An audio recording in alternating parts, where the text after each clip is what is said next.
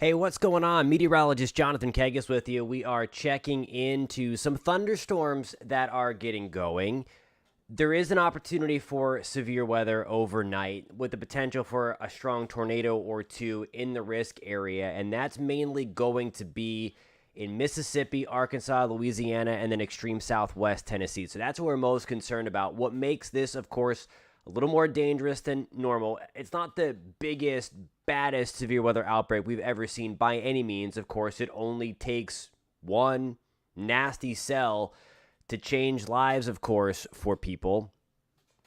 But it's because it's coming at night, and obviously that makes things much more dangerous as people are going to sleep, maybe not getting the warnings. So I want to start this off by saying if you do live in Northeast Louisiana, Mississippi, Southwest Tennessee, or Arkansas, make sure that you have a way to get your watches and certainly, more importantly, your warnings to make sure that you are woken up out of your sleep. I know that's annoying, but they could certainly save lives. Hey, what's going on, Allie? Good to see you again on the live stream.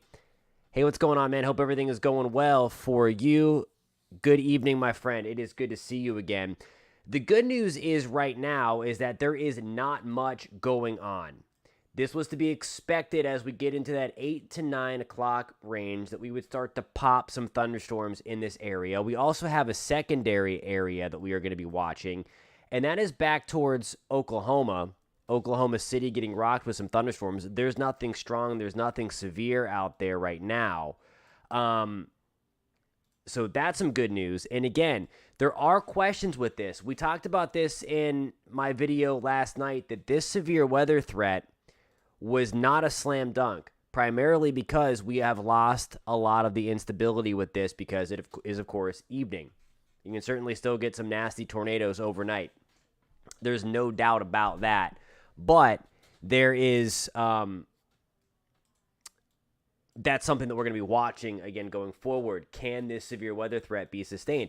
It's important to note that we don't even have any kind of severe weather watches in the Alabama, Mississippi, Arkansas, Tennessee area. We do have a severe thunderstorm watch in Oklahoma, in parts of Texas, for this kind of junk that's going on right here towards Oklahoma City. We'll take a closer look at that. Some nasty cells, but there is nothing severe on this. Pretty good. How about yours? Hope you are doing well this evening. If you are just finding us for the first time, welcome to the channel. Meteorologist Jonathan Kegges. We talk and track all things weather. If you are a fan of the live stream so far, give this a thumbs up. It helps us out a lot. While we are kind of waiting, and hopefully this does not materialize. Hopefully we are on here just to give you a weather update and we can get off and we have a nice evening. That's likely not going to be the case, though, but we'll touch on some of the snow that is falling. We also mentioned on the video last night that there's a lot of hype with the snow side of this storm. Some spots are going to get a pretty decent snowstorm out of this, but man, the hype is crazy. I just want to point out that not every storm has to be concerning. Not every storm has to be cataclysmic. And I don't think this one is going to be for Kansas. I mean, look at this. A lot of people were saying this is going to drop a foot of snow out here in Kansas. We're about done. We picked up 3 to 4 inches. So, again, there's a lot of hype out there. So be careful with that. What part of Arkansas are you in? Again, I can't remember. And we can take a closer look at that severe weather risk area.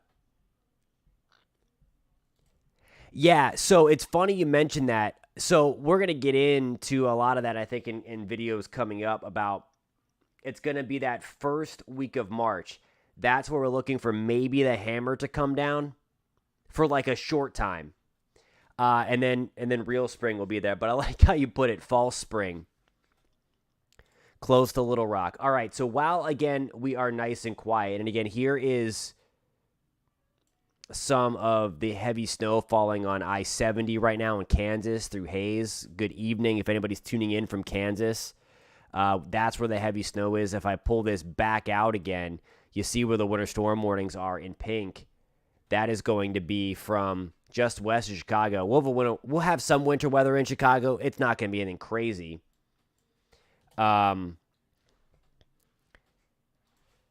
It's wild out there.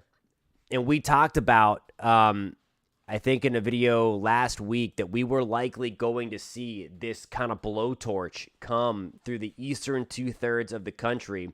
That's going to change a little bit now going forward, with behind this system that's bringing some of the snow and bringing some of the severe weather potential with this. But nonetheless, it's been, what winter? It's felt like that for a lot of the winter, with the exception of that blast of Arctic air right before Christmas. So here's the deal. And again, already this is decent news. When these cells start to congeal like this, it's already better. So hopefully this ends before we even get this underway. That will be awesome. I do want to show you some of the kind of high resolution modeling here, taking you into the evening. So this is the latest update. And it looks like if this is going to get ugly, it's going to happen likely between the 9 o'clock Central and midnight Central time frame. That's going to be, now outside of that risk area, we are still going to have some nasty weather, it looks like. But I do want to show you this. This is now going to be 10 o'clock. Let me load up the telestration here. Well, I wait to fire that up. And you would not be one of the, I know you don't like the snow. So this is a winter for you. But I know there's people mad. I know, especially up and down the I-95 corridor where winter has basically been non-existent. I mean, New York City broke their record for longest stretch without measurable snow.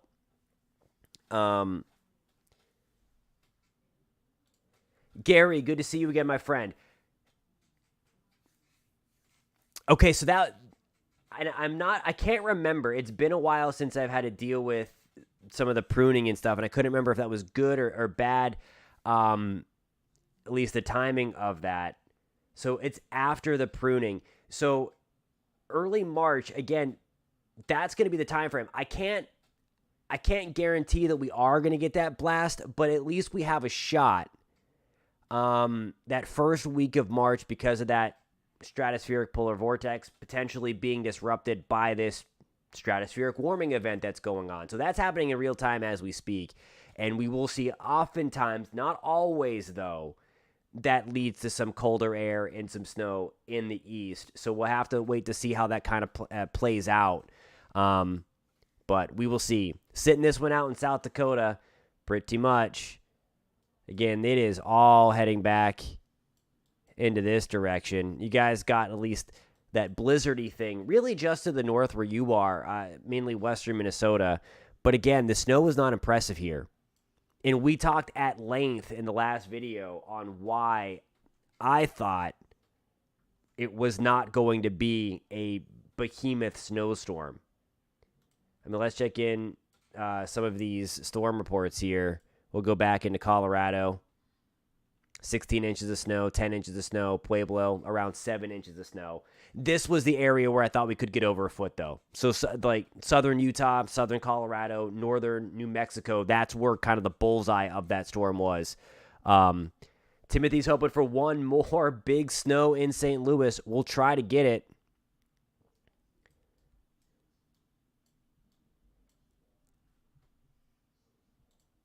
Oh, I know. That's the great stuff right there. Getting the bugs away. That's the best part about the cold is getting the bugs away.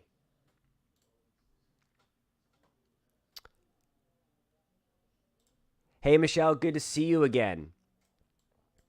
Be on the lookout. I'm going to turn on the risk. This is the risk from the Storm Prediction Center. This goes until 7 o'clock tomorrow morning. Okay, so this is going to be your area. You're in that quote-unquote slight risk. So really be on the lookout as you get closer towards daybreak tomorrow into Ritter. That's when we'll have the opportunity for some supercells to fire up. I do think tomorrow could be a little uglier than what we may see tonight. especially for the first part of the day. So we're going to be in that risk. The main risk where we could see one or two strong tornadoes, and this is where we're going to start to watch. Right in through here, we got a couple of storms trying to get by themselves near Cleveland, Mississippi. Those guys are going to drift up into that direction. So again, Jackson, Tennessee, Memphis, Tennessee, Pine Bluff, Arkansas, Little Rock. I know we have a friend watching from Little Rock tonight. We got to be under the watch for that as well. It is strange. I hope you are feeling better. Well, I appreciate that, Matt, for doing some digging and finding the stream again. Yeah, I'm not sure what's going on with that. It is weird, but I'm noticing some of that stuff as well. Wally, I mean, again, so far things are relatively quiet, and I'm hoping that stays this way. Again, we don't want this. We talked about that this was going to be conditional. If you saw the video last night, we talked about this. That again, it's you don't want to cry wolf on this, but I mean, it's telling that the National Weather Service. I'm trying to get my stupid telestrator to get off. That the Weather Service has not issued a severe watch, tornado or severe thunderstorm watch for this main cluster. And there was talk again that we are going to have the wind energy with this. It's just now that we've lost the daytime heating and we are going to be able to stabilize things, relatively speaking, that are we going to get this? And again, let's hope not. But the main risk area is what you see there highlighted in orange. Now, I want to show you tomorrow. So the main risk area is very, very big. You see that enhanced risk. I mean, look how far that goes. Southwest of Columbus, Ohio. That's crazy for February. We know it all too well in the Deep South that February is pretty much, unfortunately, game on for severe weather nowadays.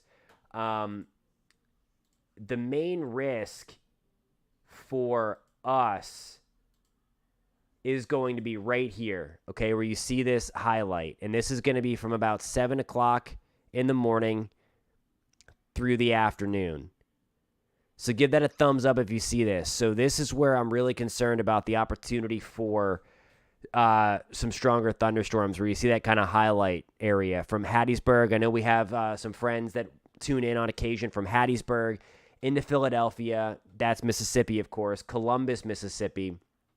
Getting into Birmingham, and then down to the west of Montgomery as well. So be on the lookout for that. I want to show you, again, thankfully we have this time to just hang out right now and just talk about this. The more we can do that and just have kind of fun on the live stream together, the better, where we're not tracking this stuff, of course. Ali asks a really good question here. I'm glad you're feeling better, first of all. Traditional tornado season really is in May, is like the prime month. Really starts to ramp up in April. And then once you get into June, it kind of winds down a little bit. But April and May. Now, this could be a crazy severe weather season for the plains because the snowpack out west is really, really big. And that's going to help to insulate air masses a little more as they roll out of Canada. So as we have these big dips in the jet stream coming out of the Rockies, that could really help to enhance the severe weather season out in the traditional Tornado Alley this year. It's been thankfully quiet out there, but nonetheless, it could be a pretty ugly severe weather season for the folks in Tornado Alley for the first time in a while. It's been a very long time. Most of the tornadoes really have occurred in the Deep South. Houston area tomorrow, then heading to MSP area on Sunday. Love MSP. Be safe in your travels. Let me back this up and we can give you kind of a look. So this is what I wanted to show you here.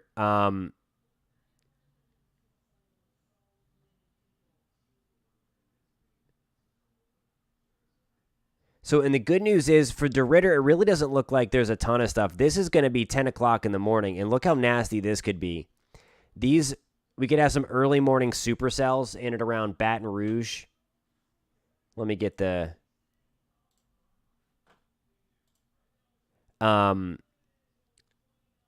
like right around here, south of Jackson, early on. That's going to be 9 o'clock Central tomorrow, so we can be on the lookout for that. And then things could get really nasty. Again, high-resolution modeling here.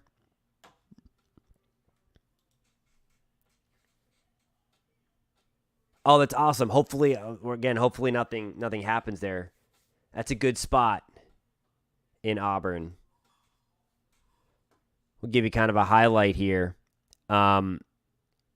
But these are this is certainly concerning here. We've got high-resolution modeling pegging several supercell thunderstorms tomorrow. This is going to be at noon Central Time. So even before lunch, we can get things rocking.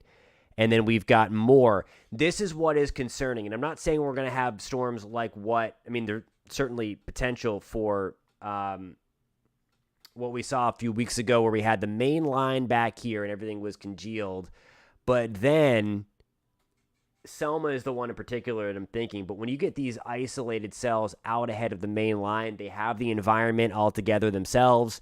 And that's when they can kind of run rampant in that environment. So just keep that in mind. Tomorrow could be a day like that. That's 3 o'clock Central now. So that's when we're really going to look towards that to move through the Birmingham area. And then everything's kind of blobbed out at this point. Still a damaging wind threat, but that tornado threat would wind down pretty quickly into the evening. And then we clear out. Even some flakes. Don't be surprised in Huntsville, Tennessee also. All that jazz. So could even get some flakes in parts of the Deep South. Not going to amount to anything, just kind of flying around. Yeah, and that's the other thing, too. That's a good point. We're a couple of weeks early in the Deep South from things starting to bud already. The allergies are already going nuts in Florida. And, again, as he mentioned, and then when things get back to normal in terms of the temperatures, it kills everything because obviously they don't like things below freezing. So when it buds early, that's a no-go as well. So we're going to be watching that very, very closely. But again, I know everyone's excited to plant too. If you are, North Carolina, Virginia, there's still going to be that opportunity that first week of March for things to come in like a lion. We're going to know more on that. We're going to see if some of the long-range models pick up on what's going on in the stratosphere right now and to determine if we can get some of that cold to kind of pivot back into New England and then down the Appalachians.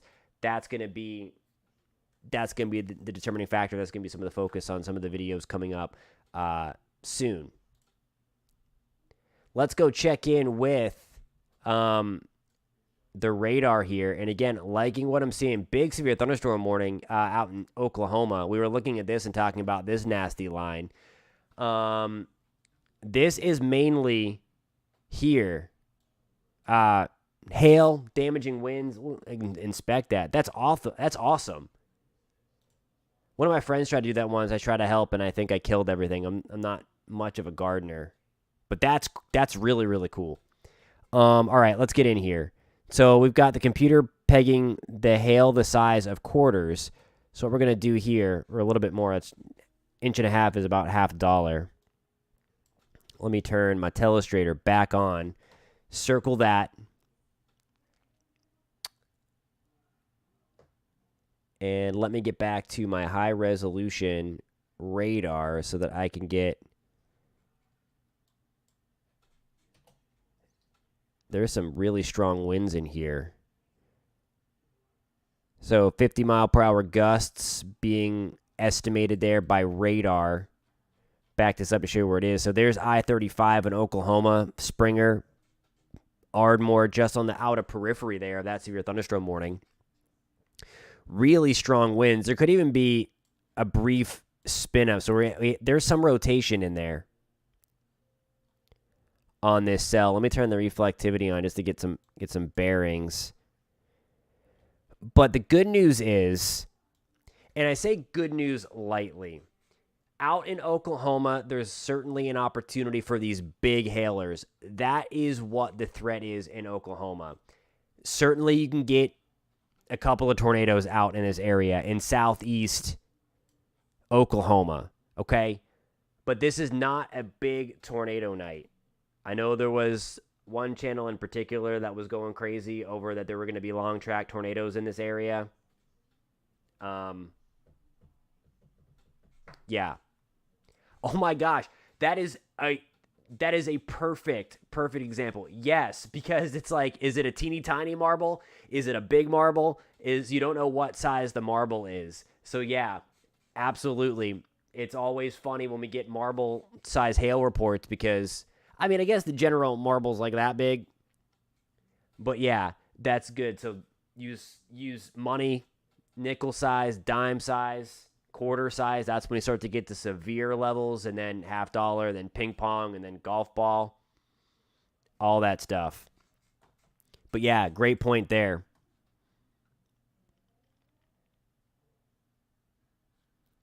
That's good. Yeah, that's no joke. So I would anticipate this to be a really bad hail season out in the plains as well, because obviously when you have the colder the air, the more unstable the air is going to be. When that colder air aloft coming in off the Rockies, that's when you really generate that crazy stability or instability, I should say. And yeah, it's nuts. All right, so let me head back here to make sure that we've not had any kind of watches issued, because I do want to get into that.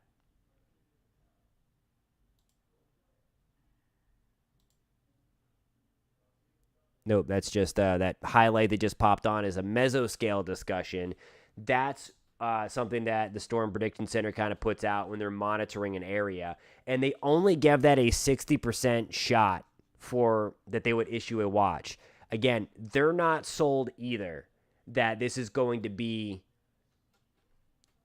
a widespread outbreak. Again, in the same sentence as I say that, it only takes one cell to get real beefy and then produce a strong, long track tornado. So it is extremely important. If I have anybody tuning in from this area, and I'm going to put that highlight back on, and that really extends up into here as well, to make sure that you have a way to be woken up tonight. I know that sounds scary, and if you guys been with me for long enough, you know I hate hyping things. You know I hate the hype that's on the internet when it comes to the weather. It literally drives me bananas, because I don't think that the weather should be used for clicks. That's just me. Certainly, I'm going to stand on a mountaintop and scream if it's ugly, if it's nasty. And this certainly has the potential to, especially at the time of the night. You never want to play with nocturnal tornadoes or even the threat for that. So just as I kind of go on like my little rant here, I just want to make sure that everybody is aware that we do have that potential. Thanks, Gary. I really appreciate that. And I love that area as well. Lived there for 4 years. I love the border area, Virginia, North Carolina. Love Virginia.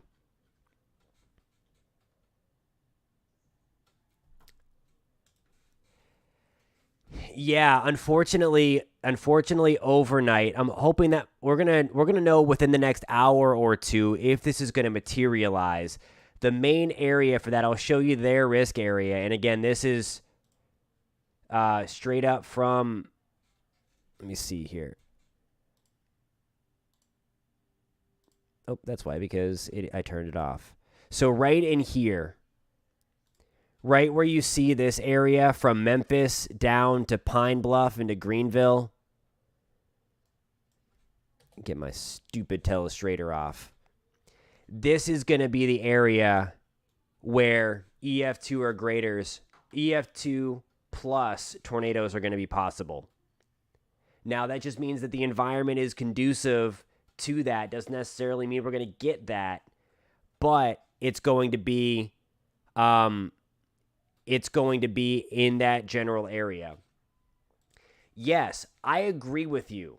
There's too much of that as well. That's my other pet peeve, that people kind of wish this into existence, a lot of the storm chasers, and I get it. It's exciting. Number one, you're not going to see anything tonight. If we do get those storms to pop, it's dark out. You're not going to chase a tornado at night. That's how you get killed. So they got to chill with that as well. But there does seem to be, as I have a pause there and got my coffee ready to go to see if this is going to go late.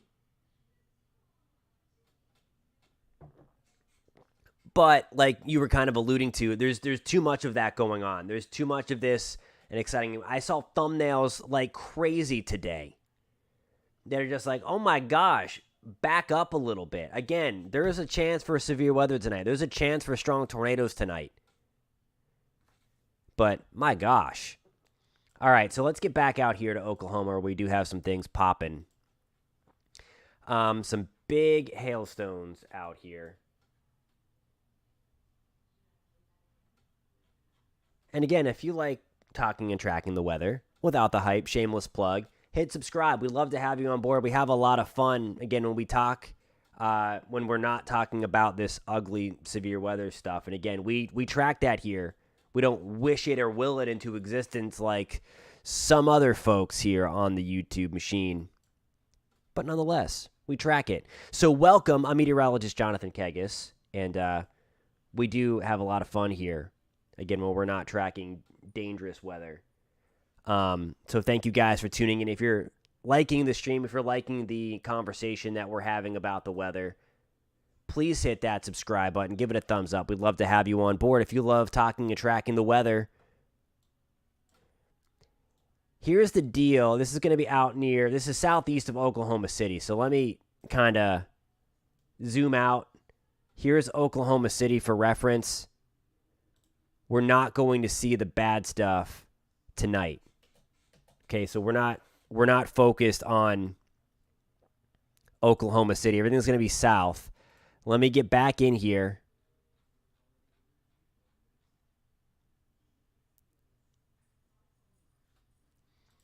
Absolutely.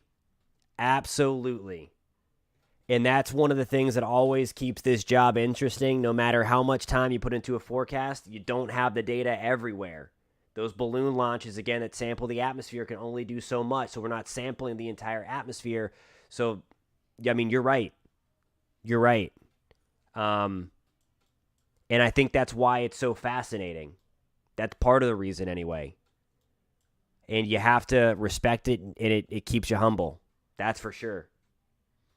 All right, so if I have anybody tuning in from Oklahoma, let's put a little tracker on this guy here. Fitzhugh, Oklahoma, and towards the Roth area. We're under the gun for pretty big hail. Let's see what the computer is estimating in here. And when you see that little circle thing right there, that is the storm picking up on a mesocyclone. So there's rotation in this cell in the mid-levels of the atmosphere. So when you hear meteorologists talk about a mesocyclone, that means that we do have some spin, but it's mainly up. So that's kind of like the basis of kind of a supercell thunderstorm. And not all supercells produce tornadoes. A lot of them can produce these big hailstones. While we have SFJ squad, we're going to go back to talk about Arkansas because things are all linear out here. Of course, we care about that hail threat in Oklahoma. I want to be clear about that. But when you're talking about the chance for some nighttime tornadoes, I just want to make sure that we get this and SFJ squad gets his good information here. Where you're seeing this area, that is where this kind of highlighted area, that is where we're going to have the potential for those long-lived tornadoes. You are just outside of the really ugly risk in Little Rock. I would just make sure, though, that you have a way to get warnings. While I have you here, too, if you stick around for a second, I'm going to show you the high resolution future radar here.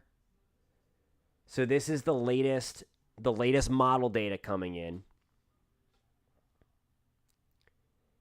So this is at 10 o'clock Central. So in about, it's about 2 hours from now, because we're about an hour or two away. Couple of thunderstorms popping up. It does show here, at least for this rendition of this high resolution model, and it has. I've been watching this all day in terms of how this could evolve. But note all the ugly stuff looks to consolidate east of Little Rock, which is right here, of course, if you're watching on a smaller screen. And then all of these guys are trying to be supercells. But there are questions here as to just how bad it's going to be. It's not a night to let your guard down, though, okay? It's just they could go up and they could congeal, because it's a situation now where you don't really have a cap, so you kind of force up a bunch of thunderstorms rather than kind of pressure cooker some up and kind of hold some of the weak ones back. So just, again, just be mindful here. I think less and less that the word outbreak shouldn't be used when describing this night. That doesn't mean there's going to be a destructive tornado. So I just want to be clear about that. But nonetheless, just be careful of some of the hypiness that is going on out there. Into Norman, let's check that out. Let me turn off my risk area and then get into Norman. And there are those light showers. Literally all the heavy stuff is just to the east of your family. So there you go. Look how heavy that is just to the east. Some nasty thunderstorms. Where you're seeing that blue color and that white color specifically. Look at that. Hail up to 1.5 inches now. And we can get real in there. Let me turn on my telestrator. Look at that. That is some really ugly hail. I talk a lot about dual polarization. We use correlation coefficient a lot to inspect debris.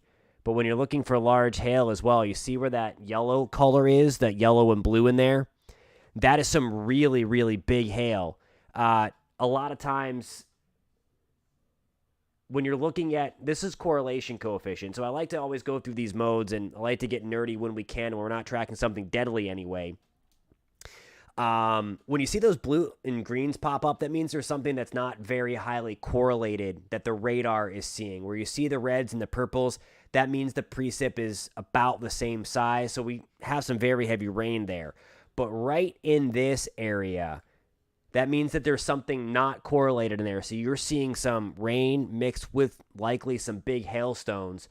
The next thing we do when we inspect this in real time is we look at the ZDR. And what the ZDR does on the dual polarization radar, it shows, I just deleted my drawing.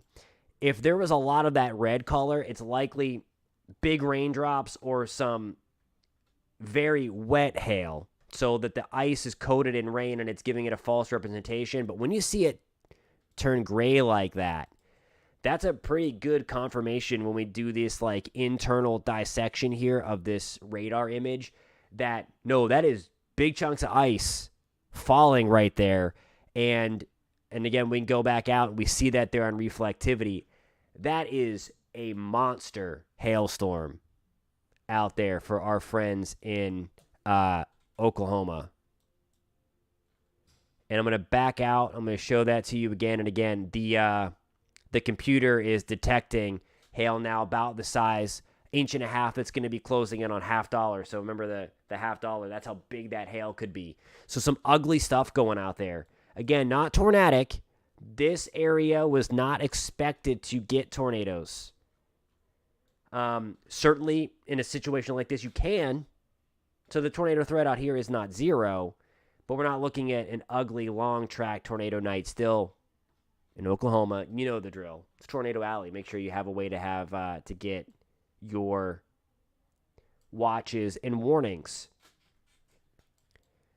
I'm liking what I'm seeing, guys, out in Mississippi. I don't want to jinx anything, but this is what we want to see. There's nothing to. Let me get into the high resolution area.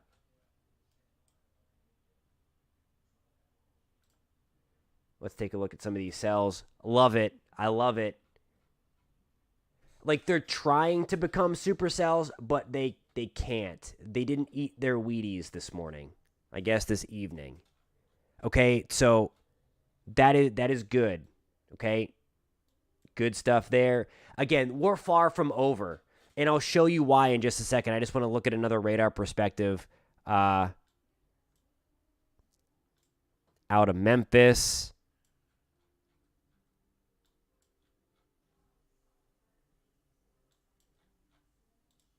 Out of Little Rock.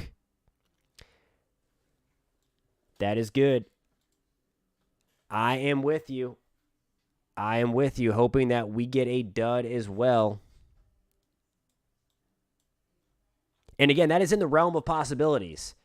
That is 100% in the realm of possibilities. But this is why we can't completely write this off, because I'm going to show you the timeline of this.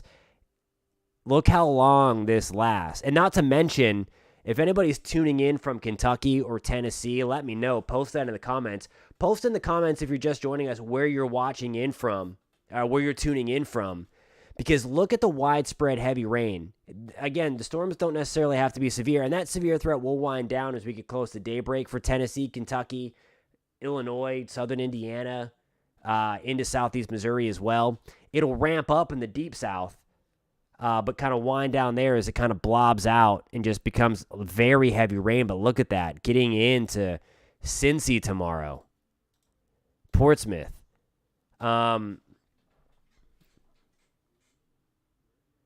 are in Nashville, so they might get woken up prematurely. There you go.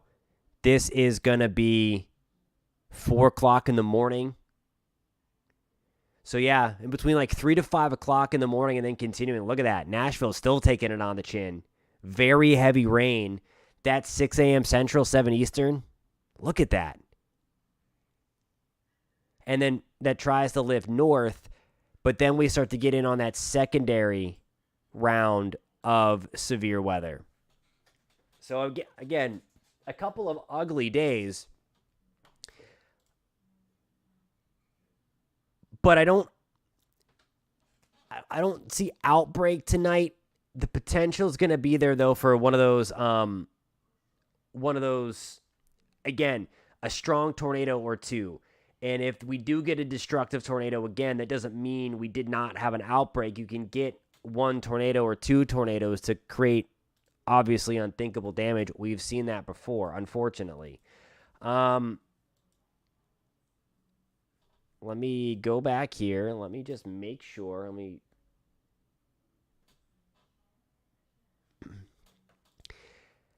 It's true to some degree. Just because you have hail doesn't mean you're going to get a tornado. But certainly, depending upon where you are, I'll use this cell out here for an example. So we do have a supercell thunderstorm. Whoops, that's a little too close. Let me zoom back out. So, for instance, you can kind of see like a little embedded supercell in here. So this is a supercell that's not producing a thunderstorm. I'm going to highlight it out right in here. Okay? This is the hail core. If there were to be a tornado, it would be like right in here, okay? So if the storm was lifting north or northeast, you would get the hail and then you would get the tornado. That's the bear cage, as often is referred to. If you were familiar with the movie Twister. And that's what storm chasers actually call it. So that's real. Anyway, there's a lot of times, especially in like a low precipitation supercell event where there's not a lot of moisture, you're not going to, the tornado might just come up on you. I am very excited for that. I don't know about you, but I will be giving Hollywood my money on that. I know, RIP. RIP. That's exactly what I think about too whenever I see Bear Cage. That's right. You gotta laugh.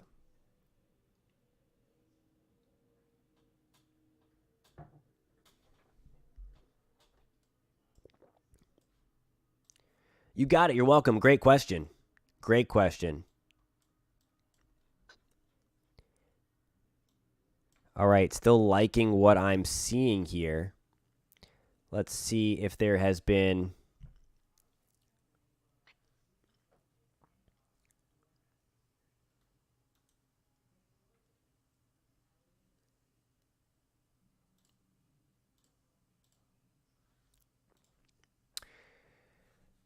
You know, storm chasing, it's frustrating. Um, in those TV shows and in the movies, they make it seem like this glorified thing, and it's awesome when you find something, but there's a lot of work. The pre-stuff and getting everything set up and the waiting and all of that stuff. A lot of it's boring. And then a lot of times you do come up empty. All right, so we're going to head back out here. There's no new mesoscale discussion. And again, the mesoscale discussion is a little thing that the Storm Prediction Center highlights when they're thinking about issuing a watch. That's kind of like the pre-heads up that a watch might be coming.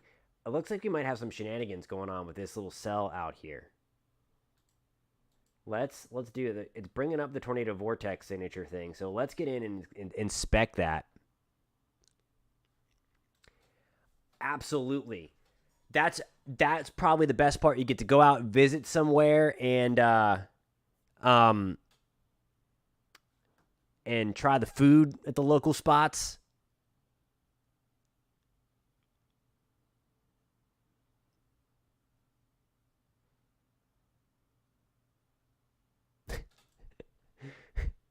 That's crazy. Wow, that's nuts. I can't even imagine that. All right, so we're going to get back to the high-resolution radar. We're going to check this bad boy out. And yeah, we do have a little bit of spin out there, so they might end up issuing a tornado warning on this. I don't know if they have a chaser in there.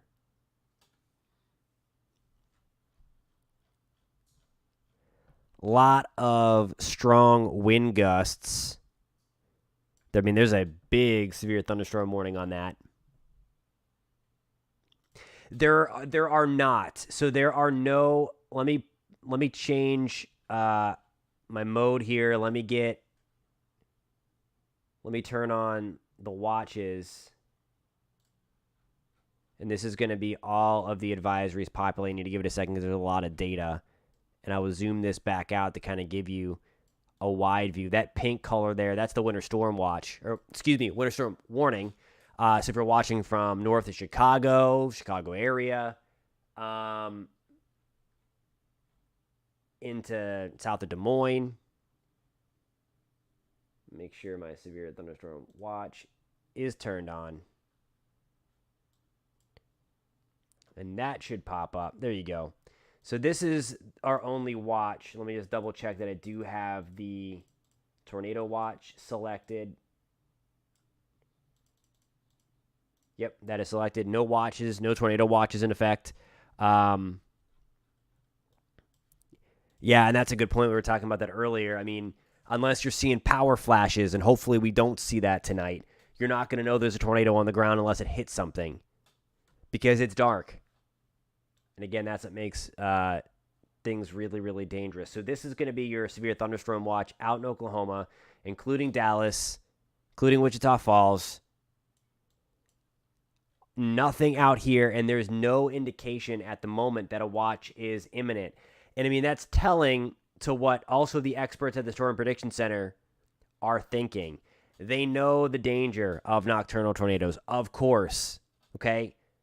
But the fact that they've not issued a watch yet and we're getting deeper into the evening when people think about starting to get ready for bed, I think that's as well.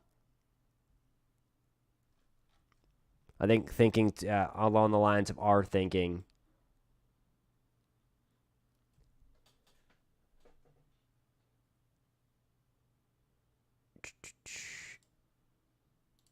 That's the risk area for tomorrow. Extended forecast on the border. This system is eventually going to come your way. Let me switch this there. That's one of the things I was looking at. So that's way out there. That's on March 1st. So this is if you're interested in that, this is what we're kind of watching to kind of give you a tease on, since it's relatively quiet out there right now. Let me get my telestrator to fire back up. It's going to be all about where this ridge kind of sets up. Here's Greenland. If that kind of retrogrades back in that direction, this is early March. This is way out there, guys. So this is just something I was looking at for the long range. Has nothing to do with tonight. Southeast dominant ridge there. But if we can get that ridge to kind of go back in that direction, that will help to focus some of the cold down east. Otherwise, it's going to continue to be West Coast dominant. So that's early March. But while I will show you we're gonna go through this together right now.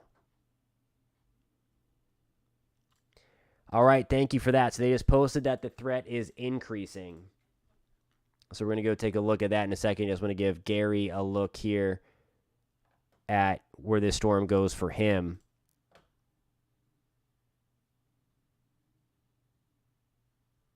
And there you go. So this is going to be Friday morning. Looks like it starts a little wet. And then Friday afternoon, some heavy rain comes your way.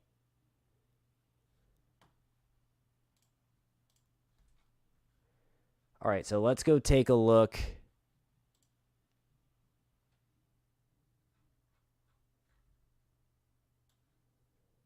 Let's go see if they were talking about the Norman area in particular, or if...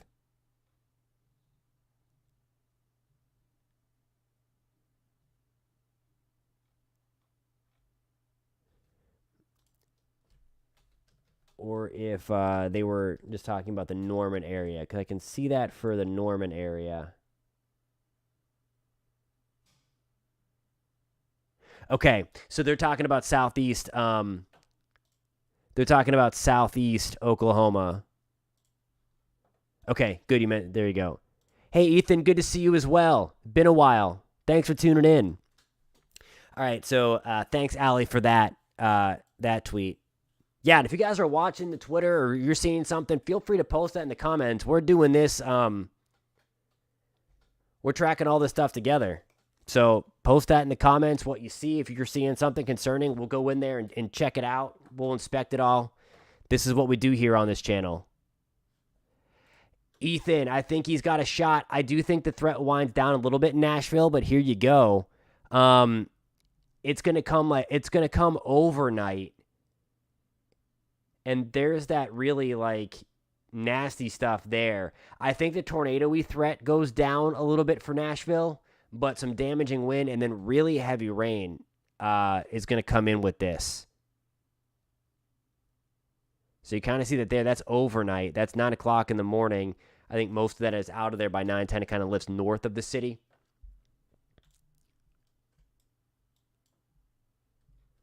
All right, it appears that we have our first tornado warning of the evening. This is going to be out in Oklahoma. I'm going to turn off the advisory so that we can see this better.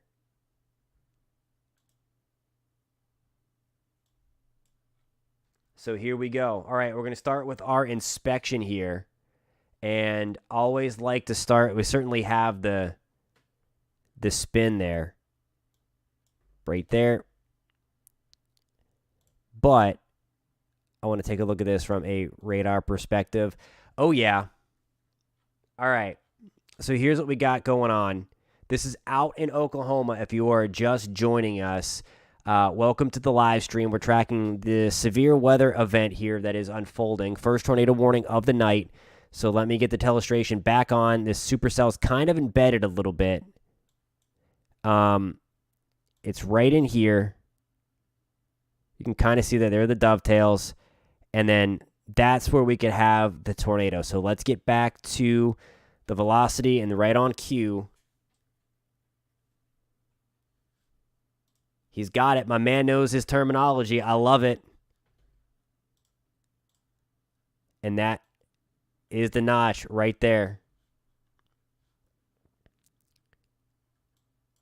All right, so Ethan mentions CC drop question mark. My telestration thing cooperates with me. Don't see.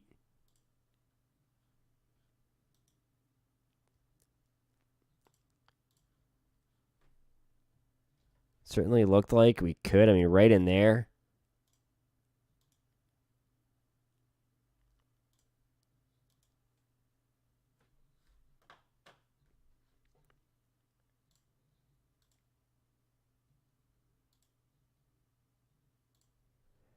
It certainly looks like there's something going on in there. The CC is a little noisy. Hey, thanks, James. I appreciate that, my friend. I appreciate you hopping on there and saying that. I'm glad that none of this is affecting you. So thank you again.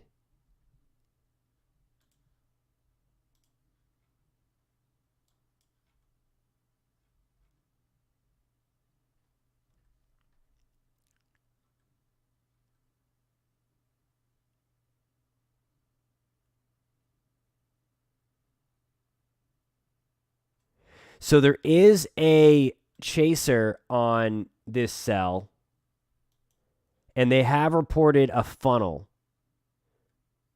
It's dropping and lifting back up, because yet the rotation doesn't seem that strong. That's probably why they issued the tornado warning, because they do have somebody on there, and it has the potential to kind of just drop that.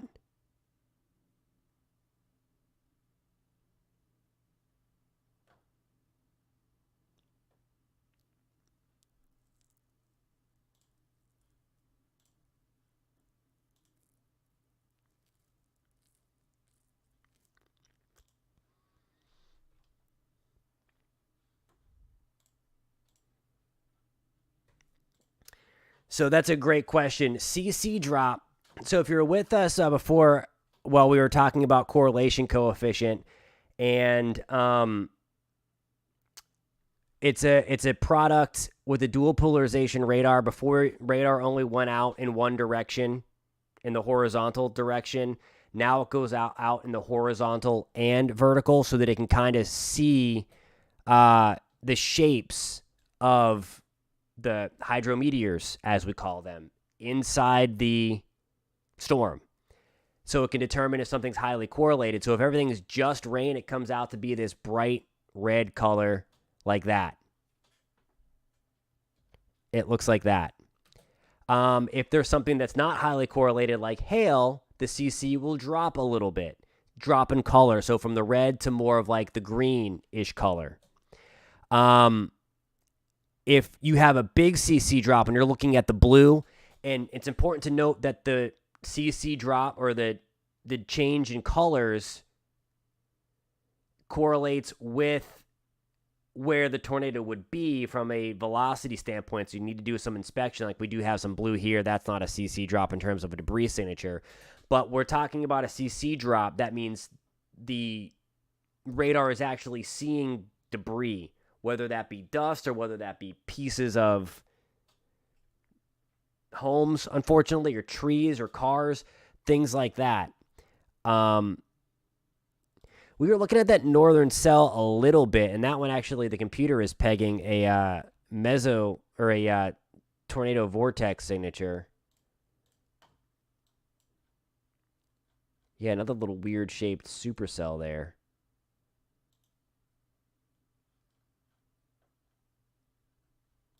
Yeah, and both of those have rotation. Certainly, it appears that it's odd, or I can't speak. It's past my bedtime. It is broad, I should say. It is so, and that would confirm what some of the chasers on that cell are seeing. It's more of like a bowl-shaped funnel. So like it's a big lowering. Meanwhile, meaning it could produce, but so far it's just kind of just dropped. It's kind of lowering the wall cloud, that first spot.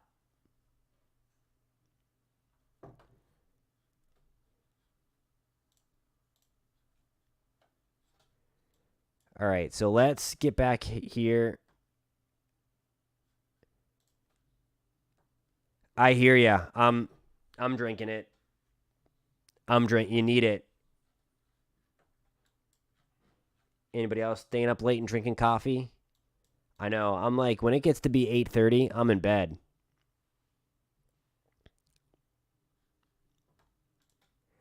So that's really, really weird. Which I'm surprised because, I mean, there was a shot for severe weather tonight. Like, if that is in fact what happened, if they were caught off guard, that's really, really bad. Because there was at least a chance for, I mean, a good chance for big hail out there tonight. The tornado threat, it wasn't zero. It's not like it is to the east, but nonetheless, wow, that's crazy. Yeah, I mean, even for any tornado warning, you jump on the air, whether it's on the ground confirmed or not. But especially when you have a chaser on it and it has a history of producing funnels, weird. That is super, super weird.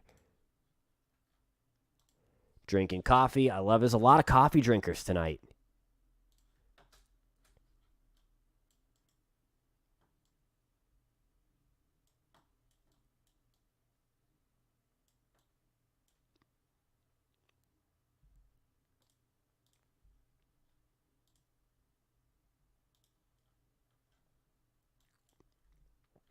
All right, so the cell kind of occluded. So we call this, when you see this, there's kind of the hook, and then there is, so some of that cold air came down. And it kind of gusted out a little bit. So now we'll have to see if it can recycle. Certainly, you see that blue color here? That is that cray-cray hail. Again, the main threat for tonight out there. I have to get me some of that. That sounds great. Monster fan.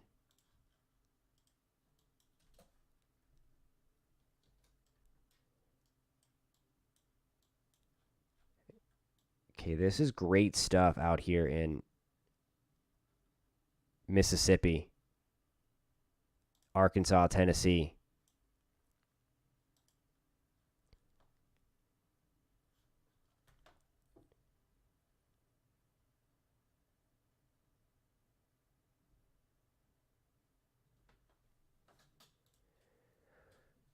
No, that's a good idea. That is a good idea for sure.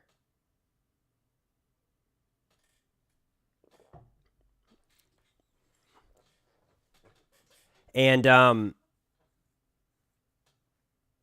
boy, and I mean, some of the stuff, James, we were talking about tonight. We've got at least one person on here, Allie from Boston, and just the lack of snow that we had, even in our, I mean, just kind of shooting some stuff out here. The lack of snow this winter has been insane. I mean, it's kind of scary. And I mean, that's just the start of it. That is just the start of it. I know we always say that, oh, what part of the upper Midwest? I lived in Rochester, Minnesota for 4 years, a while back now. But love the upper Midwest. It's fantastic. And I know how much the economy and just the economy just, thrives off that stuff. Just the ice fishing, the snowshoeing, the snowmobiling, all that stuff. And there's some ice way up north, but still. So La Nina does impact the warm east. The main calling card of a La Nina is that strong southeast ridge. So typically for us in Florida, when we're in a La Nina, there is more severe weather in the south, with the exception of Florida. El Nino is Florida's severe weather thing. But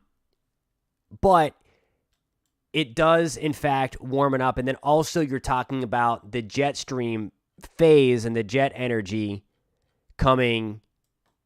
Let me kind of back this up a little bit. But to kind of what James is talking about too, in a La Nina year, it is typically a really good winter up in here. That is where winter wins, because you have the jet like this, and that's one of the reasons why you have an active storm track in the interior, and then it is cold up here. Like, so if you're in the upper Midwest, typically you're rooting for La Nina if you want snow. And then again, it is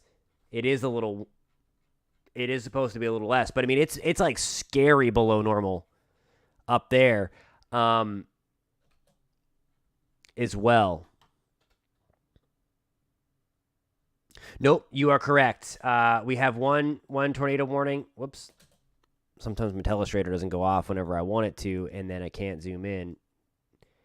It is southeast of Norman into Sulfur. Sorry for that jukiness.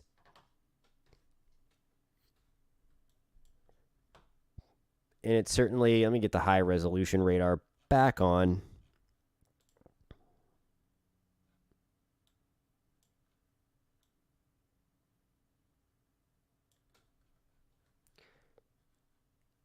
It is super screwed up.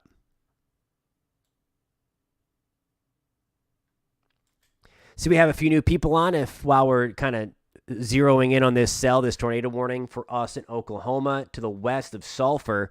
I'm meteorologist Jonathan Kegges. If you're just finding us for the first time, let me know. Post that in the comments. If you love talking and tracking the weather, you've come to the right place, especially if you like it without the hype and the sensationalization. I can't even say that word because I hate it so much. You come to the right place. If you've enjoyed the conversation we've had tonight, please give this a thumbs up and consider subscribing. We'd love to have you in this growing weather community. I love talking to everybody. So far on that cell, there is a storm chaser on it that has a pretty good view.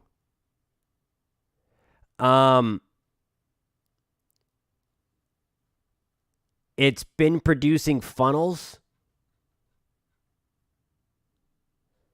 but it has yet to produce, thankfully, a tornado.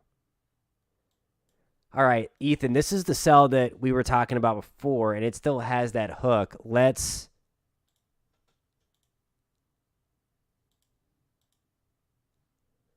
look at that thing. All right, let's see here. Yeah, there might be a tornado warning coming on this one here near Ada.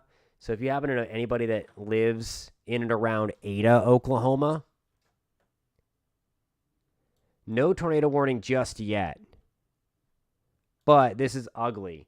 So Bing, Francis, this is going to be up, and all these times are Eastern time. That's where the computer likes it. So that's going to be 8:49 in Bing. Francis is going to be up in a couple of minutes. And again, we do have a decent right in here. Big hailstones. There's your hook. There's your inflow notch. Supercell thunderstorm right in there. Let me turn off the non-high-res data so we can see that better. So we've got two hooks on these things.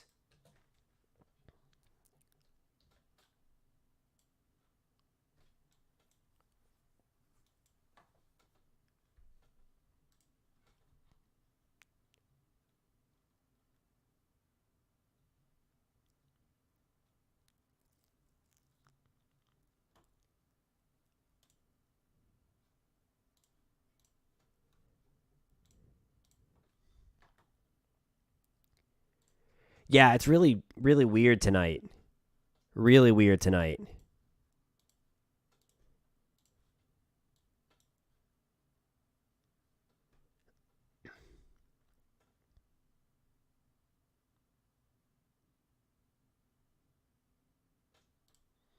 Storm Chaser on Twitter, sirens going off in Sulfur. So here we go with the Sulfur cell. That's the one where we do have the tornado warning right in here.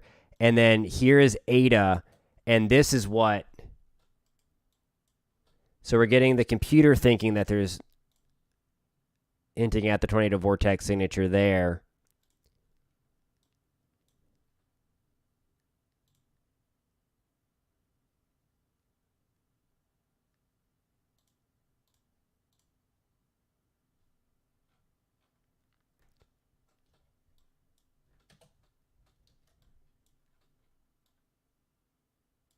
Boy.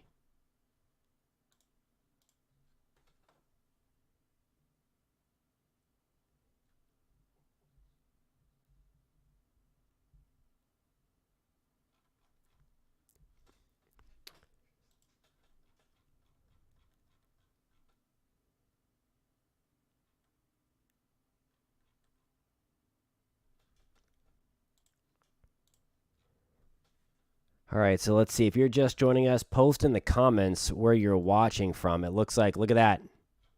There we go. There's the official tornado warning for the Ada area now. We were just watching this guy talking about the rotation there. And then, so now we have 2 tornado warnings. One that includes Ada.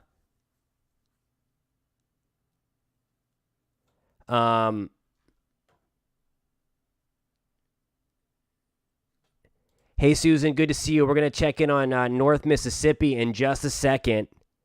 Hey, Larry of Franklin in North Carolina. We'll get over to you if you stick around, Susan, in just 1 second. We'll talk about your severe risk for tonight. Okay, so K10 is on. That is good news. The other ones should also be there. That is still in the Oklahoma City market. So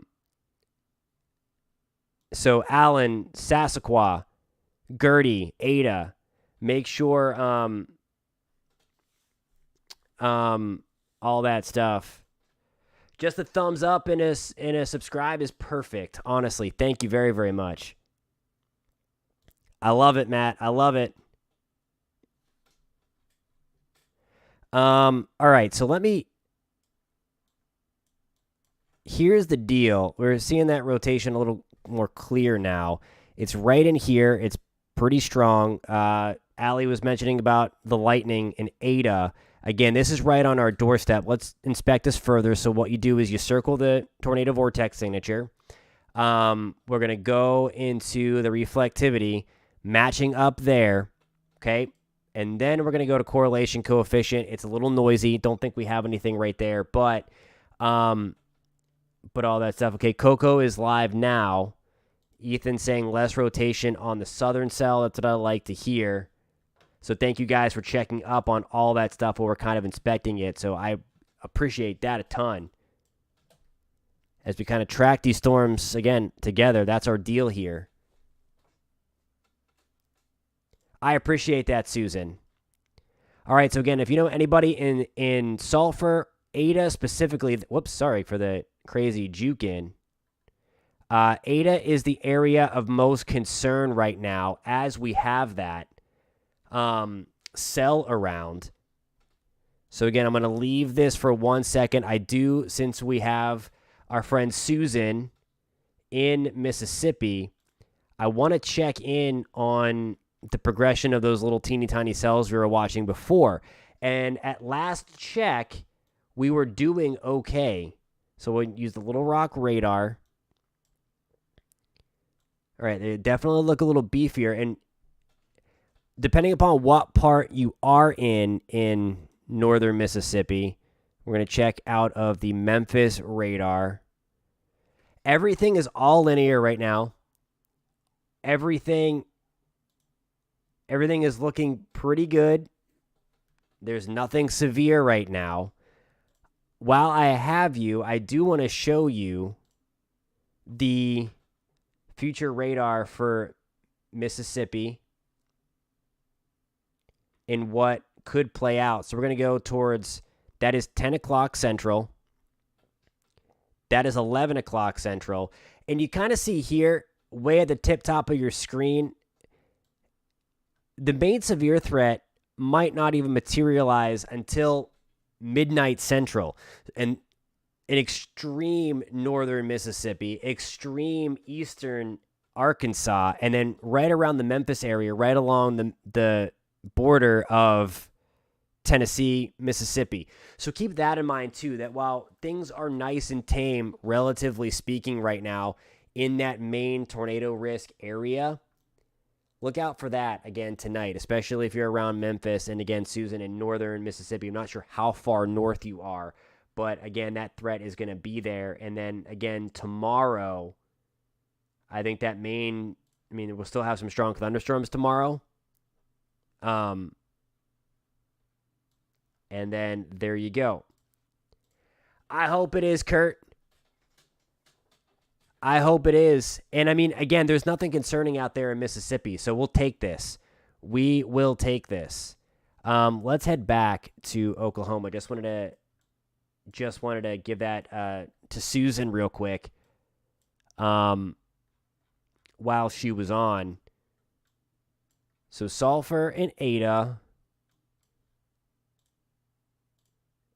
Oh yeah. Yeah, so that's an ugly tornado vortex signature now. So that's perfect if you can keep on checking the Twitter. I've got it pulled up on the other computer. But let me just see. So yeah, Ada is going to be coming up at 8:37. Again, that's in minutes. So you got to be in your safe place now. 9:06 in Allen, and then about 9:16 in Gertie.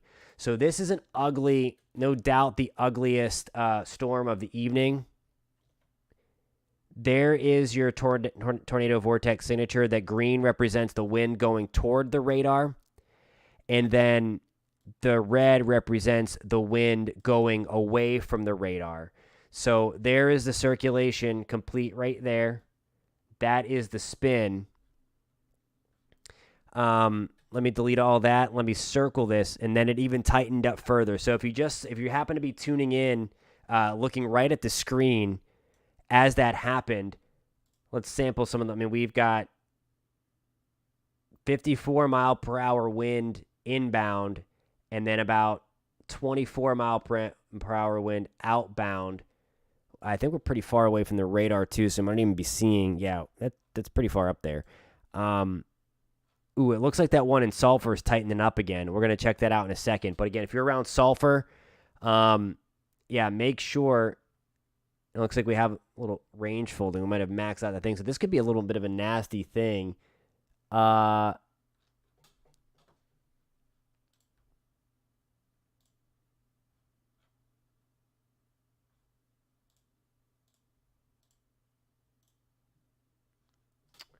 right, so let me get this thing off. Let me bring back the telestration. So we're going to check to see. That could be the start of a... Okay, perfect. And that has been the theme.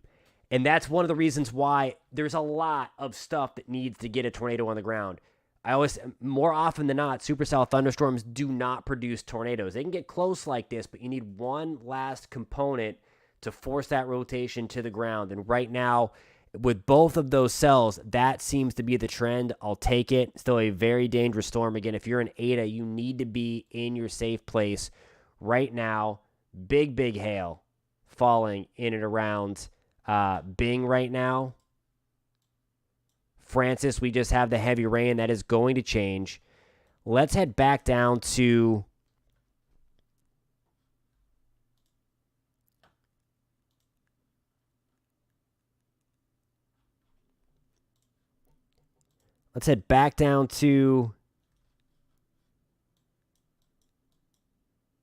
the Sulfur cell. Certainly not as impressive there from a radar standpoint.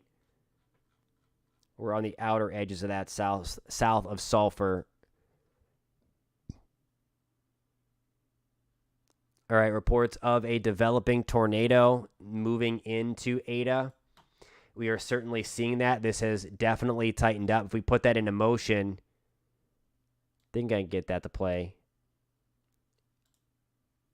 Whoops, we just went over to Italy. Don't know why the radar went to Italy. Wanted some pizza or something. What is going on with this thing tonight? Okay. It looks like we are close to having this thing drop.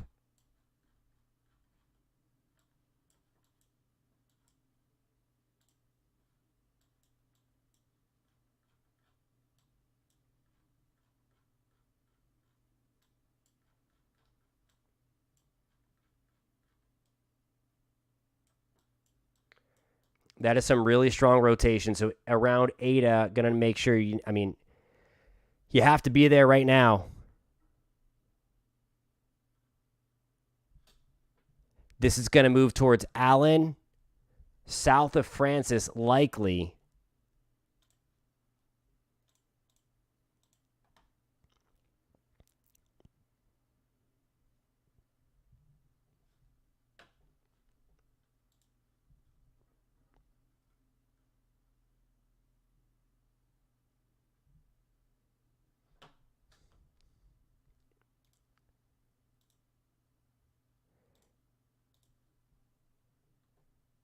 Yeah, so it looks like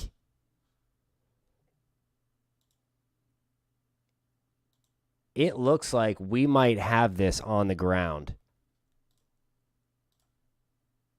There is the rotation. There's the reflectivity. And then there's the drop. Okay, so looks like we have, according to Allie here, wall cloud still very low and rotating on the video. So again, it could be picking up dust because it's rotating like that. So that might hopefully this thing doesn't stay there. But as of right now, no tornado on the ground.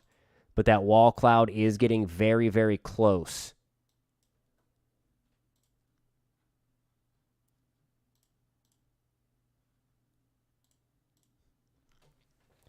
Okay.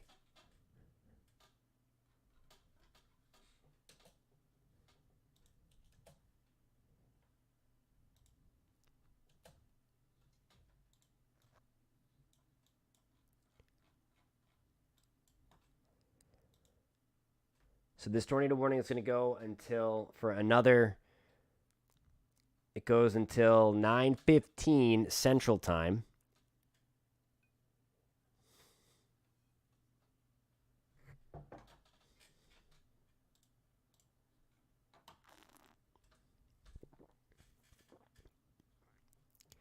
Hey, Bobby girl, good to see you in Bristol. Hey, Michelle in East Tennessee, hope you are doing well. It's going to be really hard to analyze them. It's strange that there's such a radar dead zone in that part of the country. We can go check out Tennessee in 1 second if you hang with me for a little bit. I just want to make sure that this is behaving, and then we'll go into, because we are going to be in that severe weather threat out there. All right. Yeah, that is an ugly tornado vortex signature. If you are just joining us, welcome to the live stream. Again, we are out in Oklahoma now. Everything's still relatively tame in the main risk area, which hopefully falls apart. Okay, we're going to get out there in a second.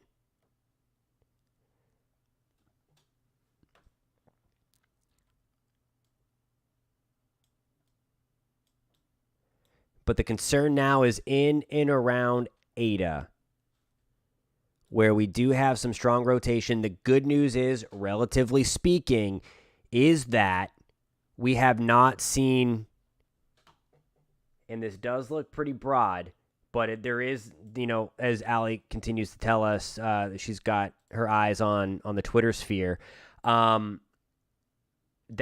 chasers are on this, and they have reported that the wall cloud is very low to the ground, that mesocyclone, where the big rotation is, Oftentimes, again, that is where you get the tornado. Really, it's where you get the tornado in these supercell thunderstorms. But nonetheless, we are watching that there. Since we have some people on from Tennessee, we are going to leave those tornado warnings for a brief moment.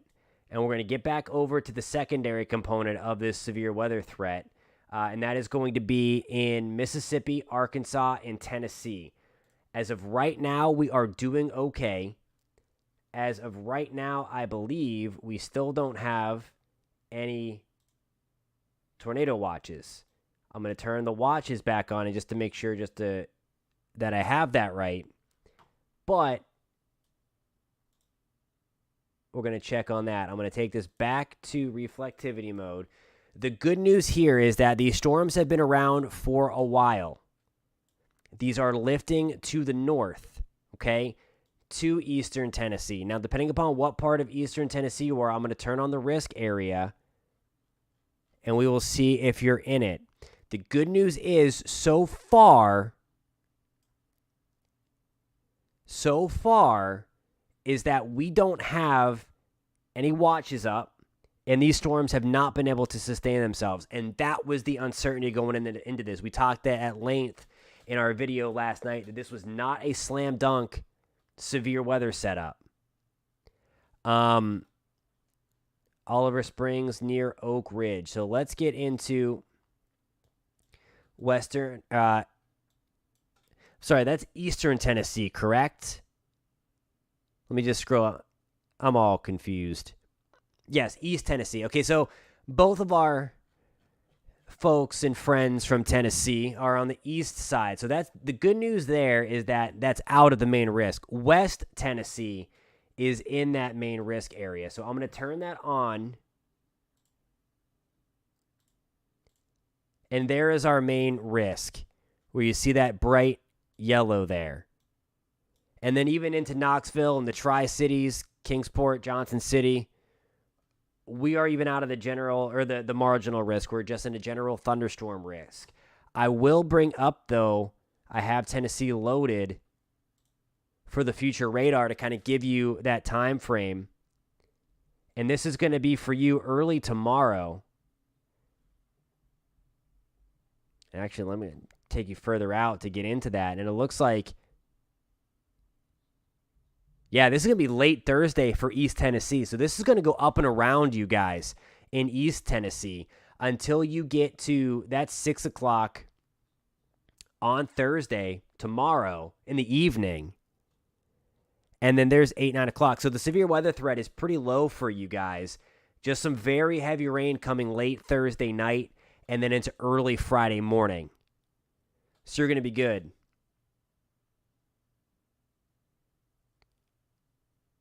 North side of Ada. Hey, what's going on, Paul in Oxford? You got it, Michelle. Thanks for tuning in. Appreciate you. Certainly praying for the people in the risk area as well. And again, that's that main risk area. Let me get back into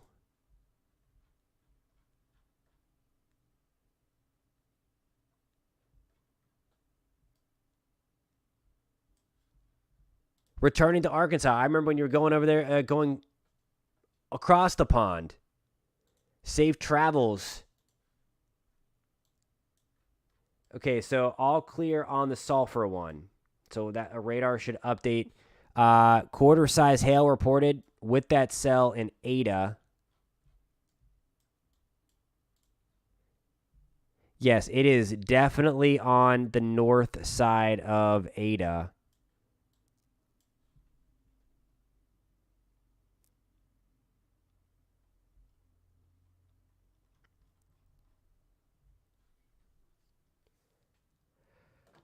Okay, so here is, let me turn on.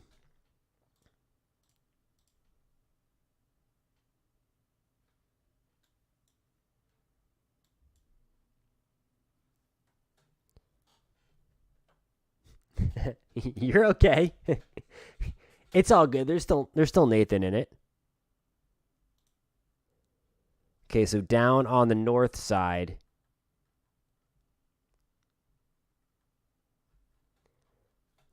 A lot of people out in Ada. That's not good. Let's do some inspecting here. So we're going to draw it again. That's our couplet. Just make sure we are all on the same.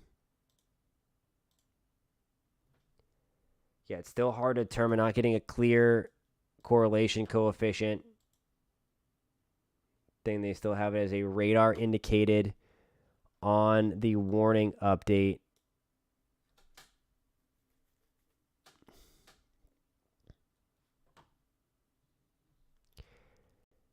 Are you talking about all of this, Ethan? Yes, what's that north of Francis? That is when it goes blue and white like that, that's this radar's color table for the highest reflectivity. So that's some big hail. Here it's kind of embedded a little bit. There's the hook, and then there's the hail core of that system, or of that supercell.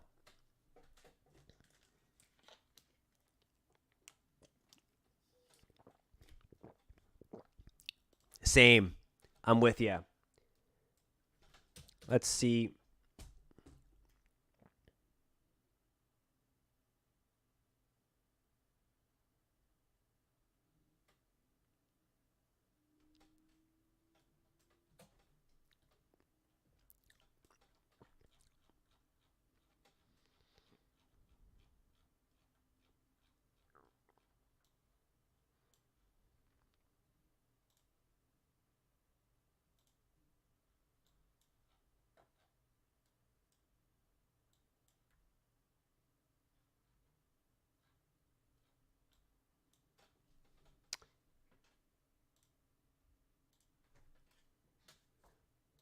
Wow, you are up late, my friend. That is good to hear, Allie. Good to hear.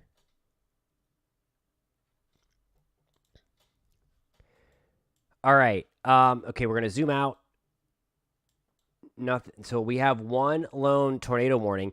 If anybody wants to talk about the snow, if anyone's tuning in from Kansas or Nebraska or Iowa or Illinois, where we're going to get the snow, and again, I don't think it's going to be too crazy. 2 to 4 inches right there. Report coming in of the snow. Heading towards Francis. Did that chaser ever say that it dropped in Ada? And for those just tuning in, welcome. Post in the comments where you're watching from, whether you're in the risk area or not. I would love to know if you're finding us for the first time. Thank you for tuning in on the live stream tonight as we are tracking this all together. I'm meteorologist Jonathan Kegges. If you are just finding us for the first time, welcome. It's nice to have you on board.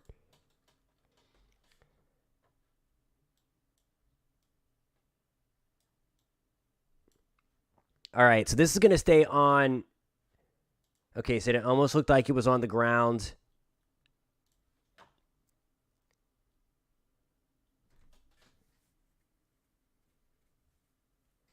Okay, northwest side of Ada, quarter size hail. Francis, let me turn on the radar again.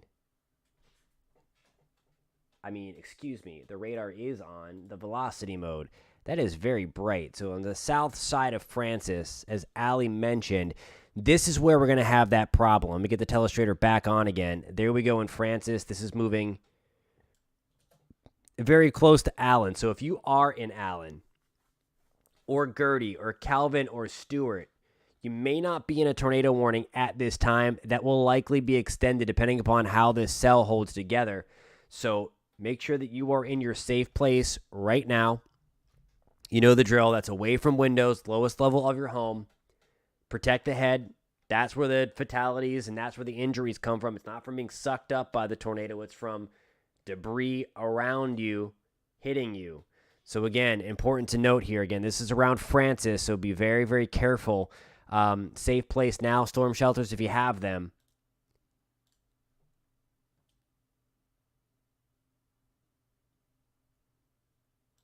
You're definitely in that risk area. The high resolution radar, though, painting the picture that most of that should be to the east of Little Rock. Hey, Diana, good to have you on board. We can go take a look at Tennessee. Just want to make sure, show of hands, is anybody here from Oklahoma? Post that in the comments if you happen to be from Oklahoma, because if you're not, I will leave this cell real quick so they can go check out the stuff for Camden in Tennessee again. We can head back to Tennessee.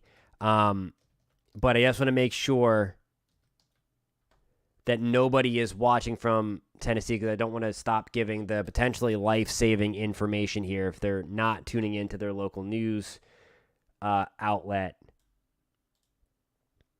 So if you can please post that in the comments, that would be helpful. Reed Timmer in Ada.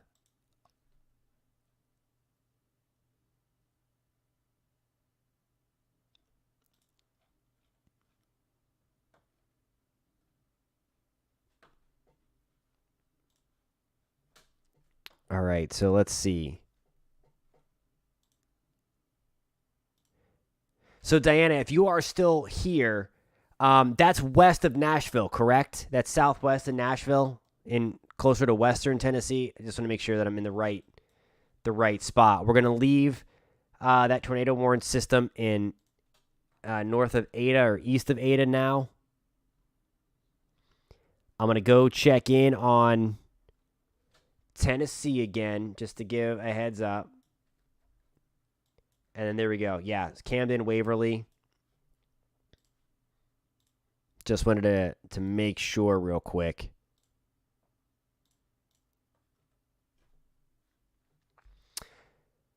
So your risk in the Camden area and the Waverly area is going to be overnight.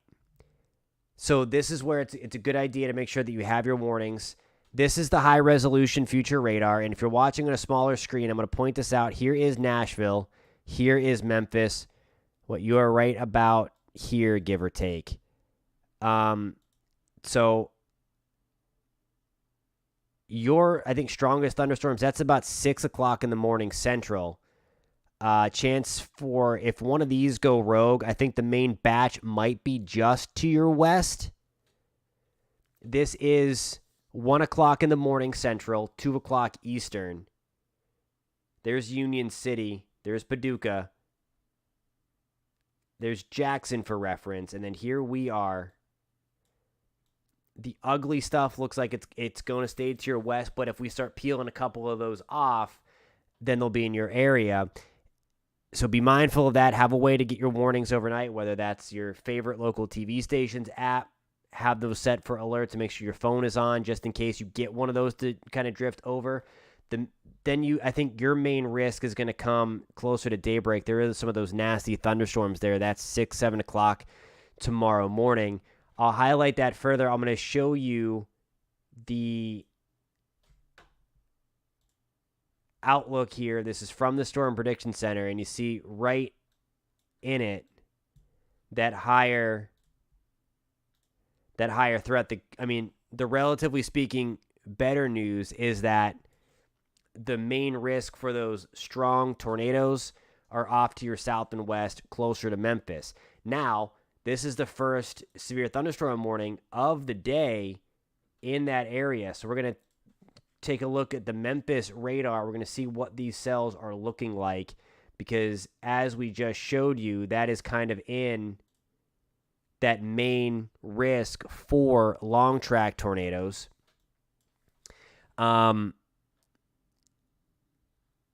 So let me get back to the high resolution radar. Just make sure, check out the other stuff there. We're doing okay. And there we go. So this is what we were kind of afraid of. We said about 10 o'clock that things would start to get popping a little bit more. That's where the environment got a little bit better. And it's almost like right on clockwork. 10 o'clock Eastern, that is. 9 o'clock Central.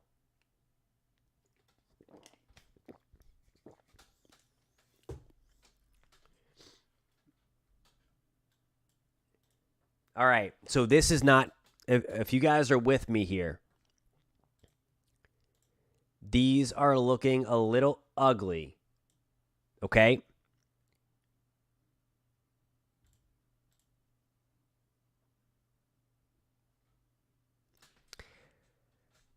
All right, so we've got a couple of supercells trying to develop.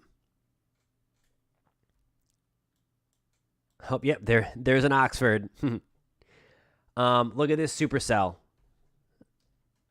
This is back in Mississippi now. Okay, so this is what we don't want. We don't want supercells to develop here because the environment is conducive for those strong tornadoes. So let's get in on this one.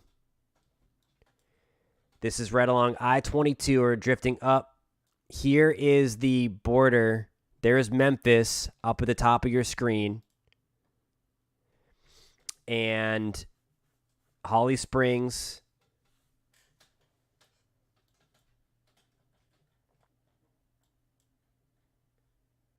Hopefully we don't have... All right, so I would have to believe that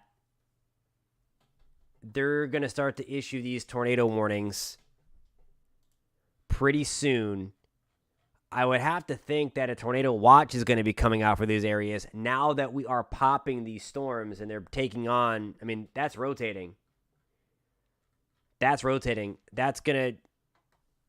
I would have to bet that that's going to be upgraded to a tornado warning soon.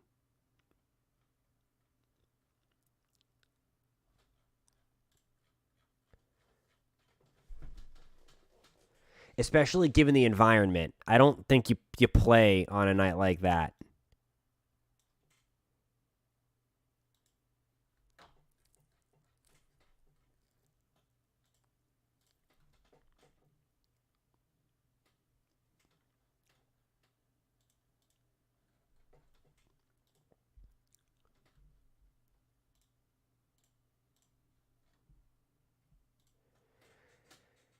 It does. It does.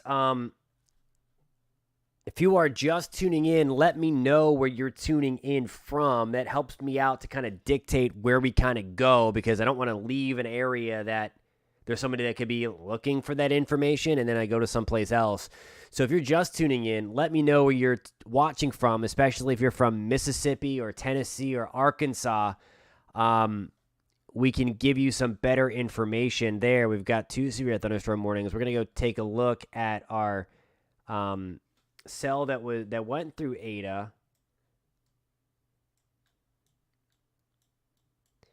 So still cranking out here.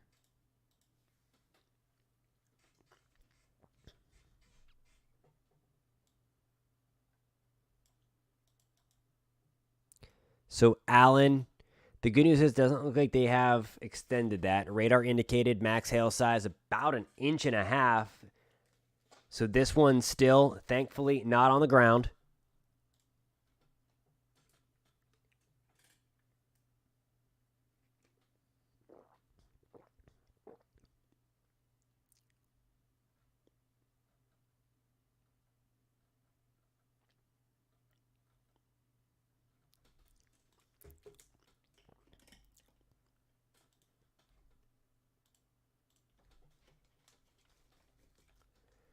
All right, there we go. Warning extended to 9:15. We'll likely see that updated on the computer shortly. I was going to say they should extend that. So again, Allen heads up, Calvin heads up. If anybody is watching from Oklahoma, we're going to check in on that again in a second. The potentially bigger deal here. The good news is we still have. I don't ever want to say just severe thunderstorm warnings because those can cause a lot of damage too. But this had an ugly, ugly hook to it. And this is the better environment to be able to get tornadoes. So if you're in Holly Springs, Mississippi, if you know of anybody that lives along the I-22 corridor, Hickory Flat area, Holly Springs, there's not a tornado warning on this yet. There probably should be. Hey, Tucker, what's going on? I'm not sure what you mean. What? But if you let me know what you're talking about, I can help you out a little bit more. Yeah, I think so too. Definitely. All right, so let me just check some things out there, see if there are any chasers on this. But again, it's dark. We think we had a little bit of light there in some of the pictures I saw in Oklahoma. But it is definitely dark here, and that's definitely, there we go. So, I mean, we all saw that. We all called that here. Now the first tornado warning of the main event area. There should no doubt be a tornado watch here. Again, everybody knows the difference between a watch and warning. It is...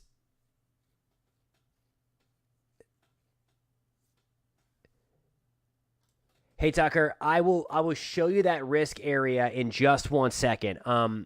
If you stick around with me for a second into late tonight into tomorrow, I'll get up there and I'll show you the high-resolution future radar.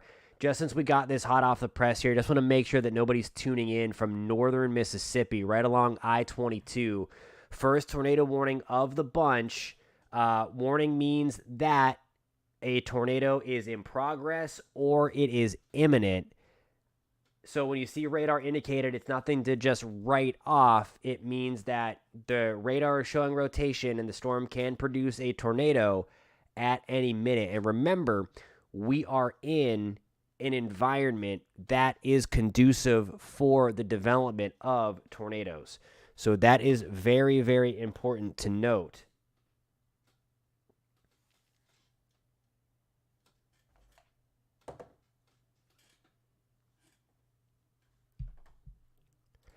I'm not sure. I know in their mesoscale discussion, they were concerned with, they did not know, there were questions on if these storms would be able to sustain themselves after sunset.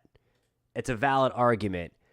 But with the low-level jet cranking up, I don't know that you should be playing with fire, because now you're getting into 9 o'clock, and if you're like me, you're getting ready for bed.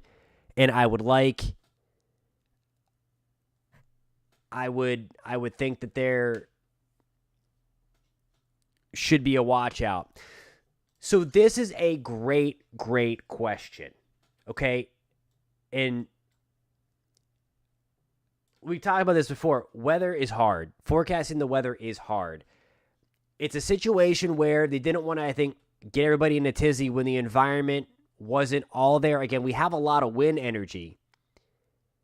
It was the instability factor. Could we get these storms to be sustained after the sun goes down, when you lose the instability? And there were questions there, so the Storm Prediction Center did not issue that watch. They may end up playing catch-up, but now I think they may have gotten a little too cute with this. Now that we have 2 supercell thunderstorms that popped and already one that is spinning pretty good. The good news is this cell here already looking a little bit weaker. Just a little bit weaker. And if that's going to be the case, sign me up for that, because that means that they won't be able to be sustained. And then again, the watches is for like a widespread environment conditions are favorable. So if they did not believe that there was going to be widespread favorable conditions, that's why they didn't issue the. That's why they didn't go ahead and issue the watch. But there may be one coming. I still think, even if there's the slightest potential, I mean, I'm hoping that the meteorologists at the local TV stations out here communicated that threat anyway, to give them, they're not waiting on a watch anyway. It's my hope, and I'm sure they did, because it has looked like that there was going to be.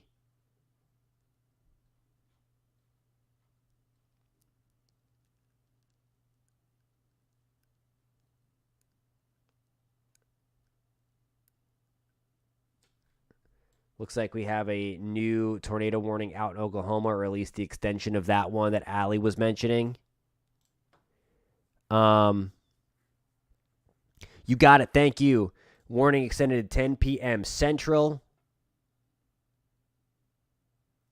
Perfect.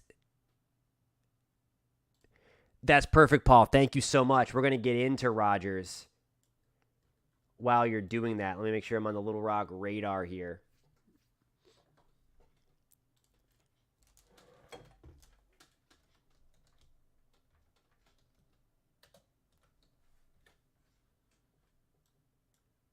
we have a closer one. We'll check out Fort Smith. Yes, and I believe it's northwest because you mentioned about Fayetteville, but I believe the last time that we talked. So here we go. Here we are. Awesome. Thank you for staying on that one, Allie, as we kind of inspect the environment out here. I appreciate you a ton for that. Allows us to kind of bounce around and inspect all these cells because now we're starting to get a decent amount.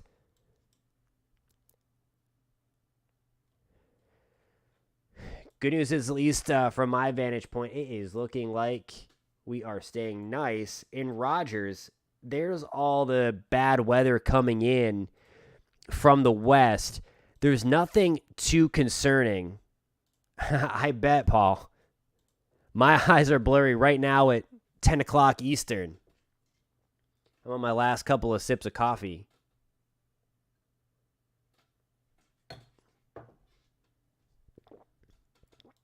All right, so all this junk is going to be moving into Rogers probably within the next hour, give or take. The good news is there's nothing severe coming out of Tulsa. All of the severe stuff is down closer to Norman, or it's east of Norman now, but at least the southern half of the state, south of I-40, if you are familiar with I-40. I believe I have a zoomed in area of Arkansas. And there you go. That is, if you, let me get to my other, there is, it has it coming in from about midnight on your doorstep. So about midnight central to 1 a.m. Some nasty thunderstorms could be there. That risk area for severe weather is there. I'm going to show you that, and then we'll get into Kentucky in 1 second. Yeah, you're definitely going to have some heavy rain there in Kentucky. I will show you that in just 1 second. I have future radar pulled up for you.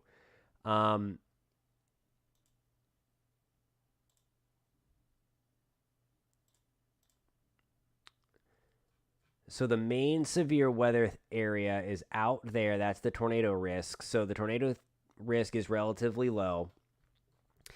And then if you're looking at this, in terms of how the Storm Prediction Center calls it, they have the marginal in green, meaning that there's a little bit of stuff. There's enough to get some stronger thunderstorms going, but it's more isolated. You're right in the slight risk. So that's level 2 out of 5 on their scale, meaning that we could have some stronger thunderstorms. But the good news is here, as we wait for the next hour, so I think in about an hour, we're going to have those storms that are in Wagoneer, Oklahoma now, pushing over. So kind of like they're moving in that direction. So as of right now, it's going to be heavy rain, maybe some small hail, but the good news is there's nothing severe. We're going to keep an eye on that as that progresses. But right now, in the northwest corner of Arkansas, in Rogers, we are looking okay. Now, we're going to get into sirens are going off in Allen. We're going to check in on that in a second. I promised our friend Tucker that we are going to go take a look at Kentucky. So I'm sorry, Tucker, what part did you say you were in again? If you want to put that in the chat while we kind of go through future radar, my apologies. I'm thankful there are a lot of people talking in the chat room tonight. But there's all that heavy rain. So in terms of the tornado threat, this is going to start at 7 a.m. So I'm going to turn on the thing. Okay, northern Kentucky. You are in that enhanced risk area. Okay, so that enhanced risk area is that orange shaded color that's going to go through Bowling Green into Elizabethtown, Louisville, Lexington, Cynthia, Maysville, Williamstown, Independence, all the way up to Cincy. So if you're in north central Kentucky, you're under the gun for some stronger thunderstorms. Now, the main tornado threat is going to be way to your south. Okay, right there towards Birmingham, Hattiesburg, Jackson, Mississippi, Montgomery, Alabama. It's down there, okay? You're still in a decent threat, but the main threat for you is going to be a damaging wind one. You see that kind of puke shaded color on this map anyway. Here is what that could look like. You have that first push. This is at 3 Eastern, 2 Central. And then really that's 4 Central, 5 Eastern. And then look at all that heavy rain. This doesn't scream severe to me now. Could be an embedded damaging wind gust. But now we have that blobbing out, as I like to call it. When you get things blobbing out like that, the overall severe weather threat comes down significantly. Okay? And then this is going to be, I think, your push for some stronger thunderstorms. This is the afternoon. So if you can clear out of all that junk from the morning, this is now going to be 2 Central, 3 Eastern. This is where it could have some really nasty stuff in northern Kentucky. So you kind of have 2 waves. A wave of heavy rain and thunderstorms in the morning right there. That is 5, 6 o'clock in the morning. Maybe a little break. That's 10, 11 o'clock. And then another push. And that's when you could have, I think, the strongest of your weather into the afternoon. So I hope that is helpful. Okay, let's go take a look at our warnings now. Got to queue up the Memphis radar.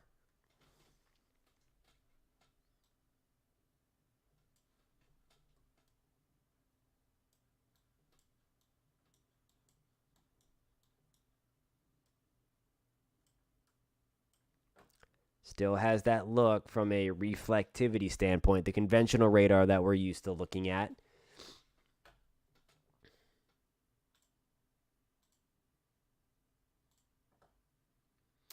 Okay, rotation is coming down a little bit. Still coming down, so the trend is to kind of wind this down a little bit rather than ramp it up. So like that.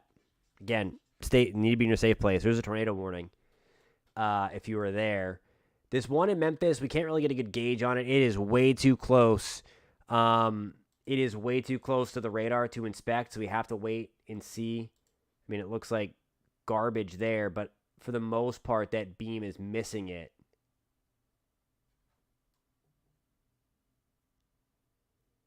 Could be some very big hail. All right, so let's head back out to Oklahoma on that cue.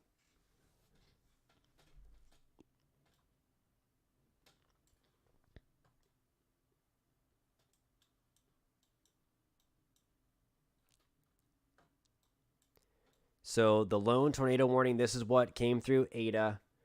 It's in Allen now. Yeah, still a decent amount of rotation on this. And I believe Allie said this goes until, 10 o'clock Central. So about another 50 minutes on this. And then again, it's kind of, I mean, it is competing, actually. I take that back.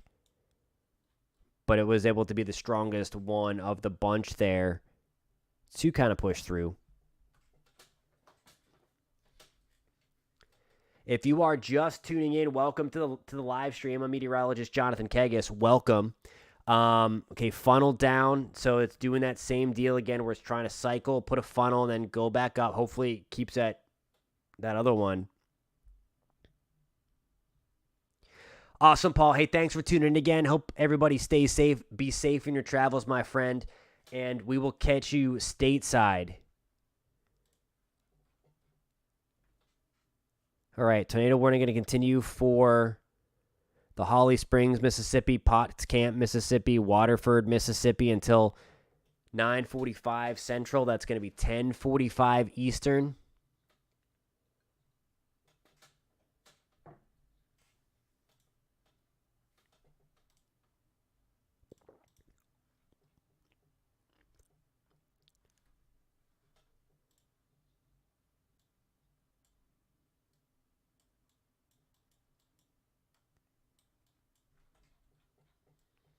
Okay, so they've updated that.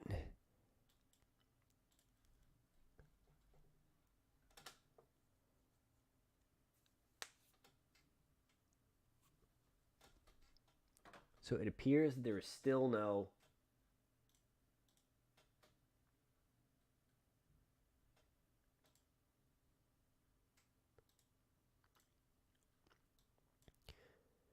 tornado watch. But we do have a warning here.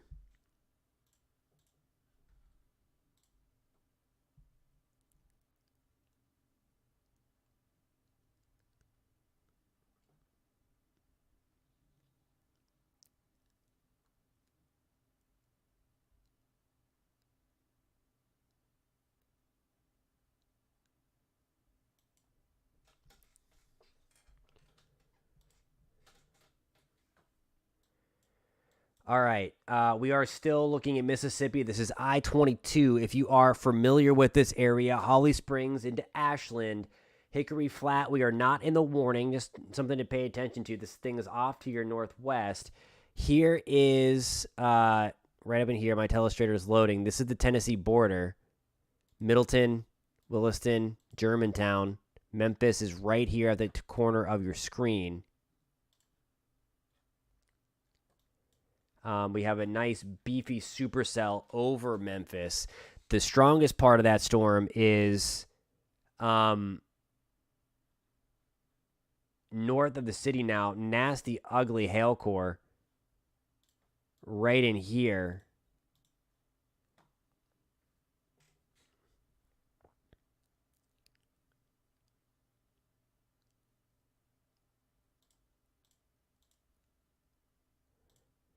Yeah, so that's weird. Like, this is a really weird supercell. It's the complete opposite. Look at this. The hook is facing this way.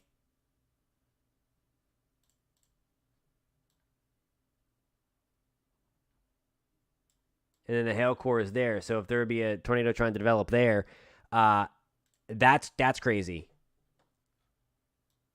Might see that split.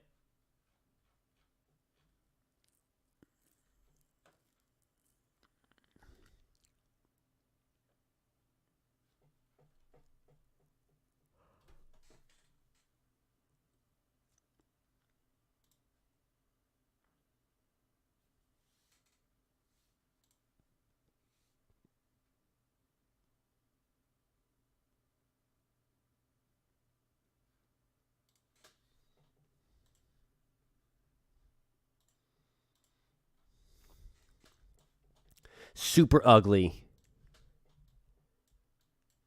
All right, so let's go back to Norman, Oklahoma.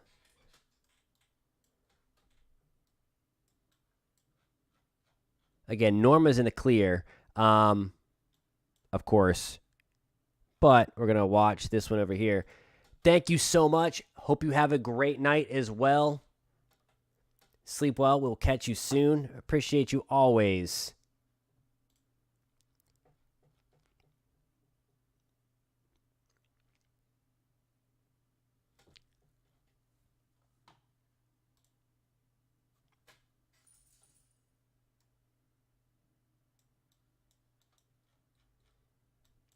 All right, so Calvin is up. This is going to be right on our doorstep in Calvin. We're back in Oklahoma now. It's not as impressive as it was. That doesn't mean anything, though. We're just going to keep.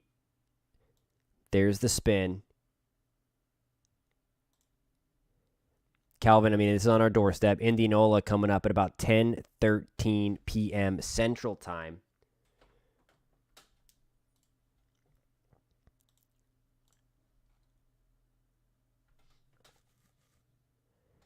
And if you are just joining us, welcome to the live stream. Meteorologist Jonathan Kegges. If you've been with us for a while, welcome back as we are tracking this round of severe weather. Really two rounds, one in Oklahoma and then one in Alabama. We have two tornado warnings tonight. Certainly this could be much, much worse. We're thankful that it is not. And again, we have about 40 minutes left on the Oklahoma tornado warning. We have about 25 minutes left on this one in northern Mississippi into the Holly Springs area. I'm going to turn the Memphis high-resolution radar back on. Definitely positive. That is a lot of green.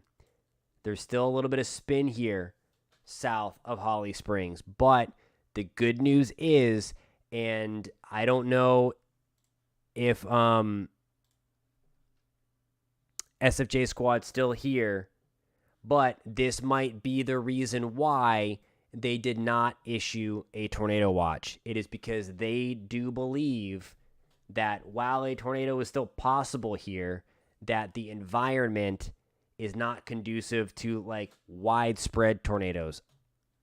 That is my thought. I can't obviously speak to them. I don't know anybody there. But that is going to be my thought there, that, or my guess as to why they didn't put a watch, because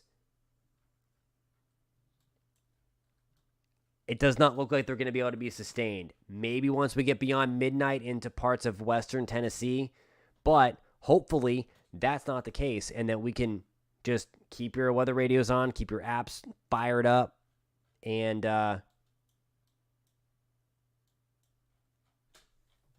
yeah.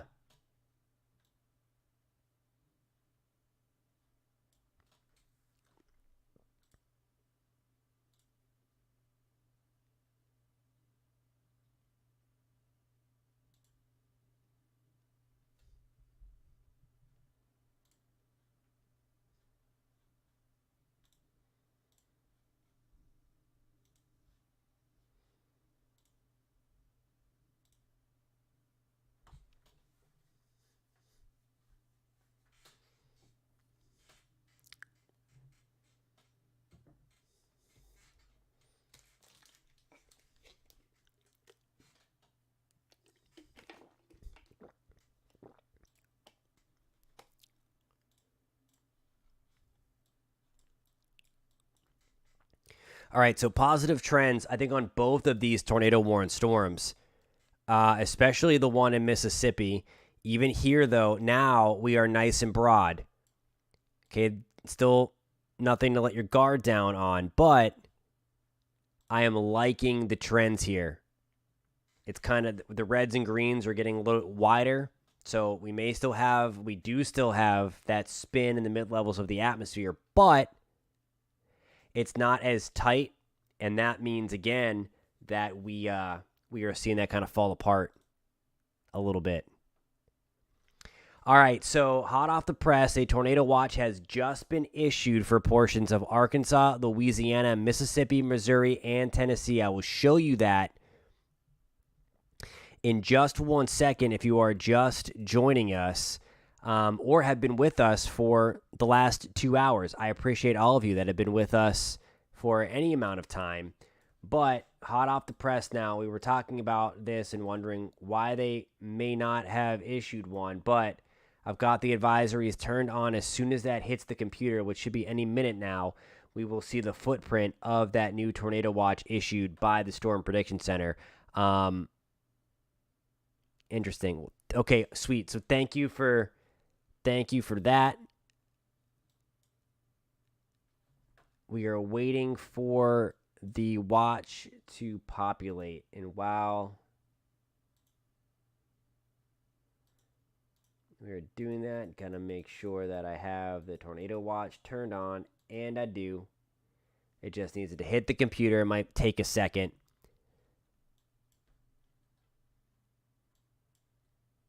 But that is going to be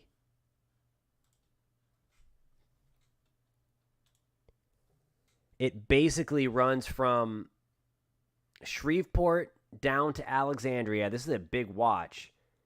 It includes the south side of Little Rock, up into Jonesboro. While we're waiting for it, I'll try to draw it. I'm going to bring out my art skills.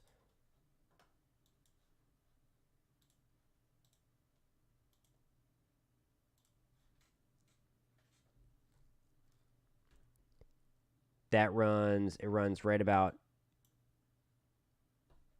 there it is. Perfect. Didn't even have to touch it. So there is the tornado watch, that bright purple thing that just popped up on your screen from about Alexandria to Shreveport to Monroe, Greenville, just to the west of Tupelo, west of Nashville, including Jonesboro, and then that does include Little Rock. So our friend in Little Rock, you are officially in a tornado watch until 5 o'clock in the morning, Central Time. It's important to note that the Weather Service in the watch is still highlighting the potential for a couple of strong tornadoes. So that is important to note, and we showed you that before, that the high-resolution imagery still on board with that. Let me refresh this to bring up the most recent data. But here is, especially that mess overnight. There could be a couple months. Thank you for that, Ethan. We're going to go check that out. Saw that red box pop up just as that new watch populated into the stream.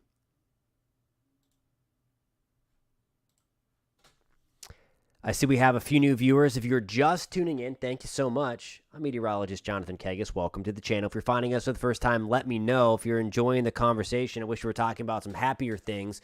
We do have a few active tornado warnings on the map tonight, so we're going to get into that. I'm going to shut off the watch.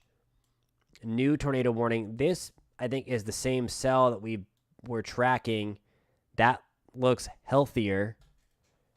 So this is going to, and it does not go very long. It goes just 15 minutes past the other one. This is going to go till 10:15 Central Time in Oklahoma.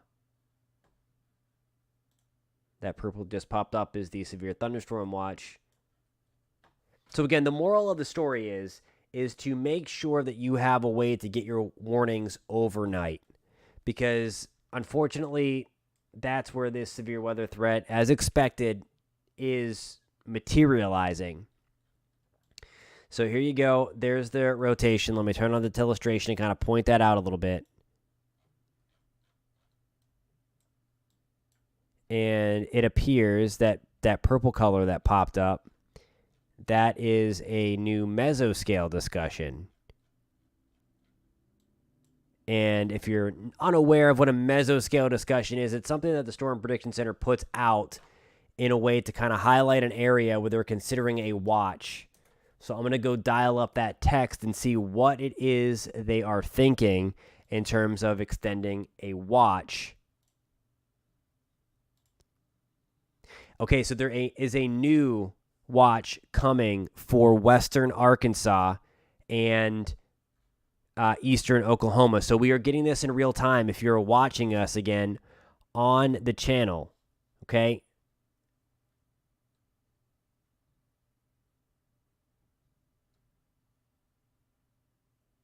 So let's see if they talk about in there.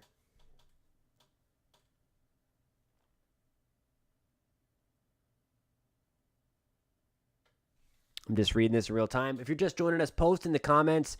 Get that discussion started. That would be great. I want to know where you're tuning in from. If you're finding the channel for the first time, I would love to know about that. If you're finding this helpful, please give it a thumbs up. And if you do like talking and tracking the weather, please consider subscribing. We'd love to have you on board. As we're a no-nonsense channel, we don't hype things up. We just tell it like it is, and we track the science and the meteorology behind this. All right, so they did not kind of tip their hand as to which way they're going to go, whether they're going to continue expand a severe thunderstorm watch or go tornado watch. Regardless, a watch is coming within the next hour in this little purple shaded area thing. So that is what we're going to be doing there. Thank you. Okay, Coco, stop chasing. No road. Yeah, you got to get off the roads at this point. I mean, that's an awful road network to begin with, and it is dark. And all that stuff. New tornado watch, again, issued for parts of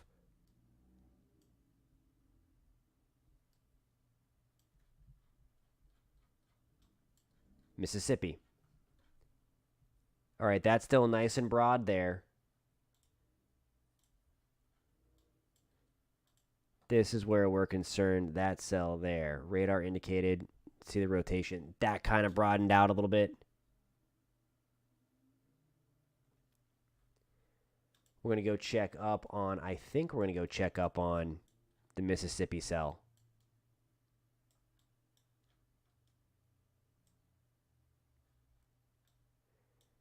Got to go back to the Memphis radar.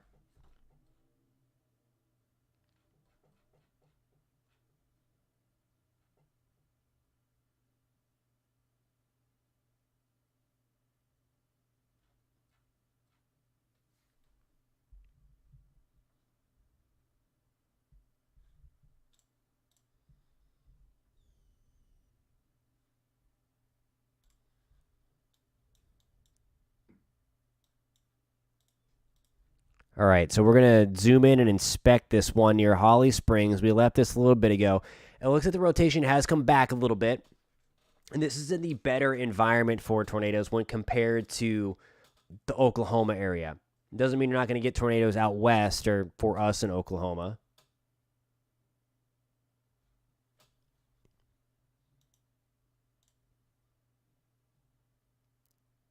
Let me get back to the high resolution. The supercell does not look as beefy, but we're sending a bunch of stuff up here now. This is northwest of Potts Camp, up I-22. This is ready to cross I-22. So if there were to be a tornado on this, and again, we're not getting the best radar data, it would be right in here where I'm circling the mouse.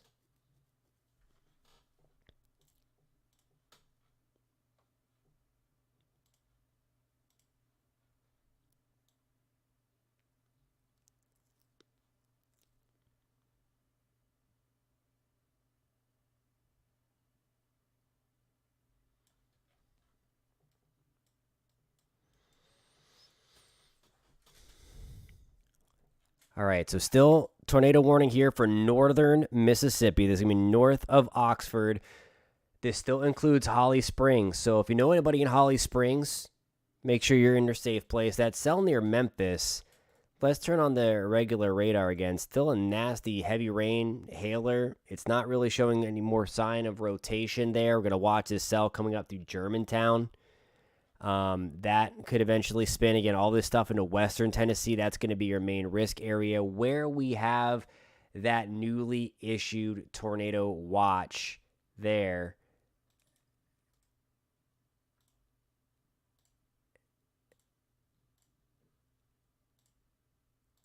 And I'm changing that color to yellow because that is what it should be. As designated by the National Weather Service, I like to keep things consistent.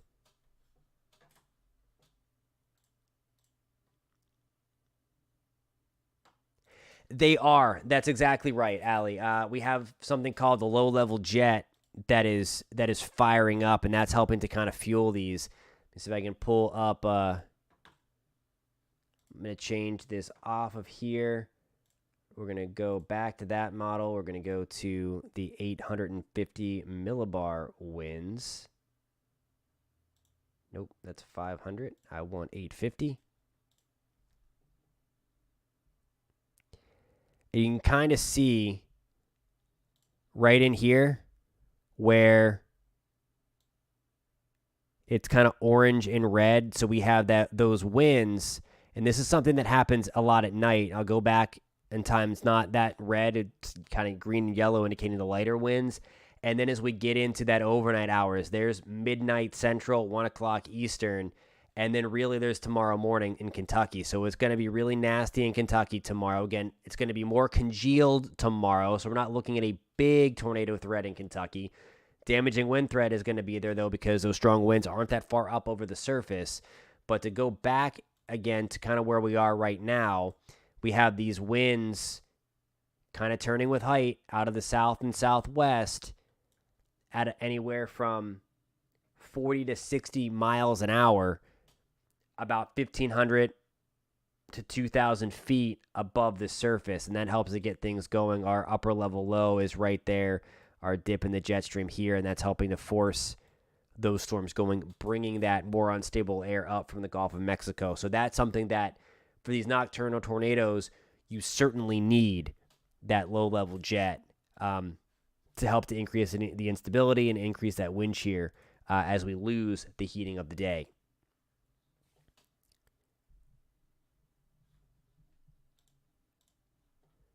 We're going to rock and roll with this for about the next 10 to 15 minutes. We're going to go over kind of what we have out here now. 3 active tornado warnings.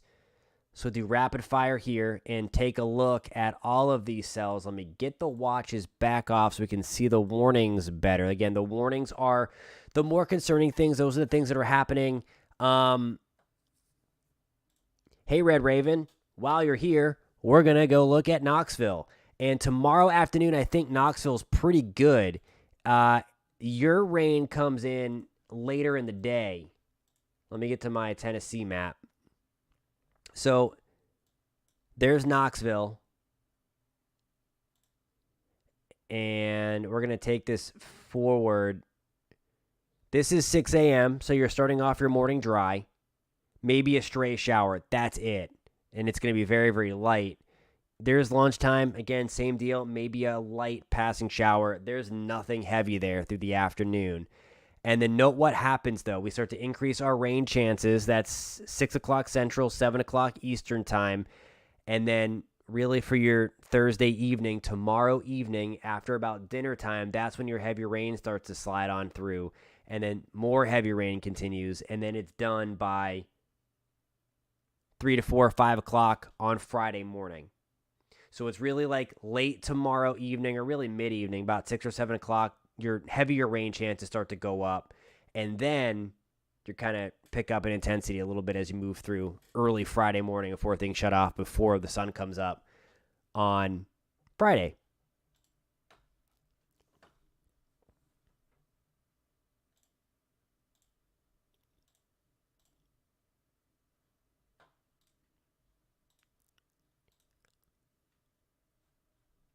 You are very welcome. I appreciate you tuning in to the live stream tonight. All right, just going to check the Twitter.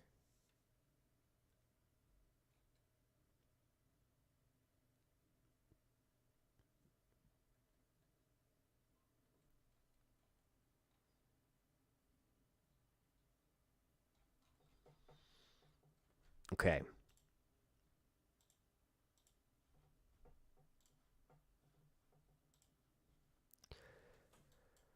All right, so if you're just joining us, post in the comments where you're watching from. We're going to take things over to Kentucky again, and we're going to kind of go through these last few cells here. Again, whenever I sign off, the severe weather threat is not over. The severe weather threat goes until 5 o'clock in the morning. That's where at least the tornado watch goes. This will extend now into your Thursday, and I'm going to go over that Thursday risk area for you before I sign off as well. Let me look at these warnings first. Let's inspect these in real time. Let's get the high resolution data to load. That is not the right one. Yes, it is the right one. It's just kind of bugging out on me. We're getting to the very end of that radar site, so it's kind of really hard to see what is actually going on in that. Definitely still some rotation there, although it has broadened out. More rotation there. Checking to see if I have any.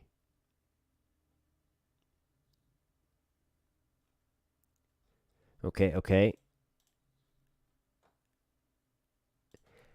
That is crazy that it's still that warm in Boston at 10:30. My gosh. Okay, we're going to go back over to Mississippi.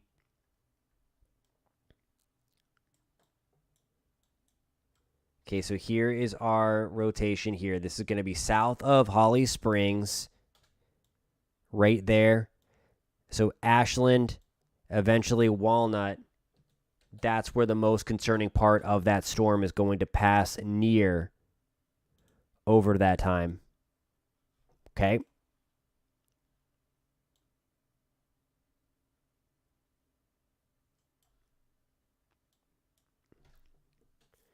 And then real quick, again, we still have those 3 active tornado warnings. Gonna get ready to head out or head off the live stream. But for anybody that's just joining, I wanted to give you that perspective there. We have those 3 tornado warnings in progress right now. There's nothing confirmed on the ground. That doesn't mean they shouldn't be taken seriously. Every warning should be taken seriously, whether it's a severe thunderstorm warning or a tornado warning. Okay? We're going to go over the watches real quick, and then we're going to talk about the risk area for tomorrow if you're interested in that. So here's the deal. Here are the watches that are going to be popping up in just a second. So that yellow area that just popped up, this is a tornado watch until 5 o'clock Central Time. That's going to be west of Nashville, back to Little Rock, Arkansas, and then down to just north of Alexandria, Louisiana. In the purple, we have a severe thunderstorm watch that goes until 10 o'clock Central Time, so about 20 more minutes. We showed you in real time that the Storm Prediction Center highlighted this area here in between the 2 watches to extend that, likely also until 5 o'clock in the morning. We'll see what happens when they issue that watch within the next hour, okay? So that is that. I'm going to turn off the watches, and then I'm going to turn on the outlook for tomorrow, okay? Now, this is going to be the full outlook. It is a very big and a very atypical outlook for February 16th. But look at this. Look how wide this is. The main severe weather threat goes from Erie, Pennsylvania, down to New Orleans and really to the North Gulf Coast, okay? So all the way down to the Gulf of Mexico. The area of most concern is going to be in this orange area from about Cincinnati through Louisville, Lexington, into Nashville, and then down beyond Jackson, Mississippi, kind of into Hattiesburg, Mississippi. Taking that a step further, the most area of concern is going to be in this area here. From Birmingham to Tupelo to Meridian to just east of Jackson, and then into Hattiesburg, Mississippi. That's where we have that 10% area hatched, that little spirally purple thing that's on your screen. That is that step up where the Storm Prediction Center has outlooked the area for the potential for those strong, long-track tornadoes. So that is what we are going to be watching with and watching for tomorrow. That is crazy. Thank you for that report. I almost said red report. That report, Red Raven. Appreciate that. Insane.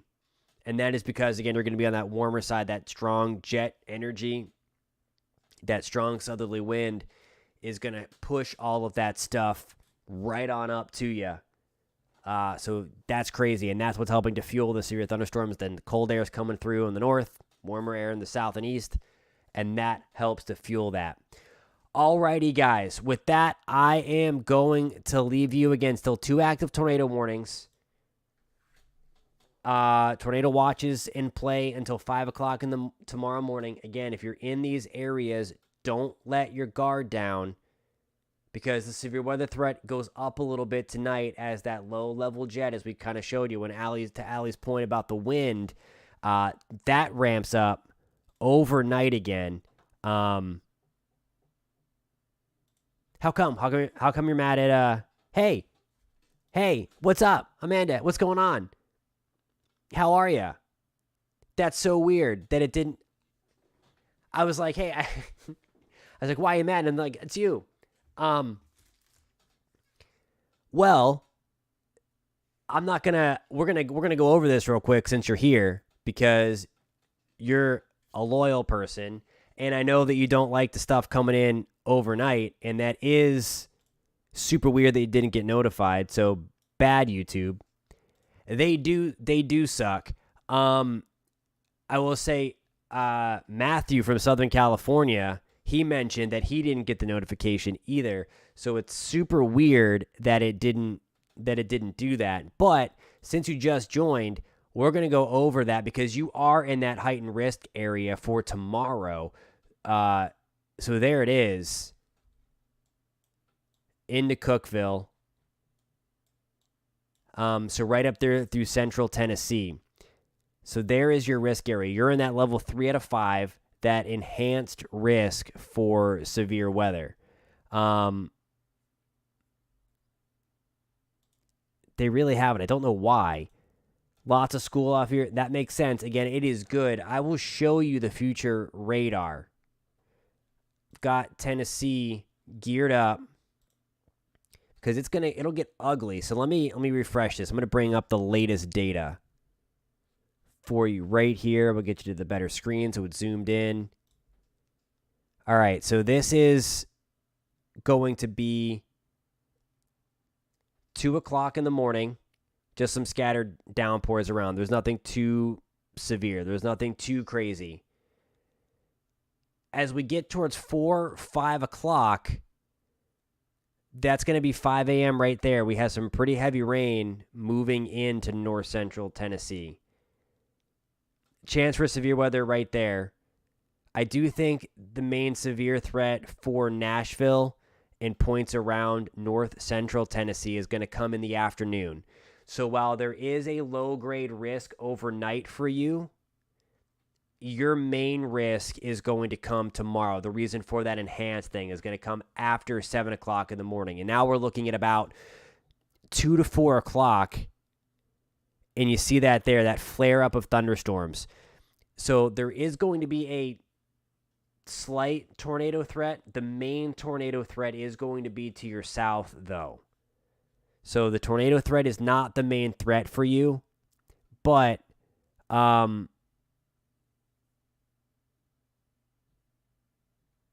sorry, I just got squirrel. I saw some of the comments. I'm just kind of reading that.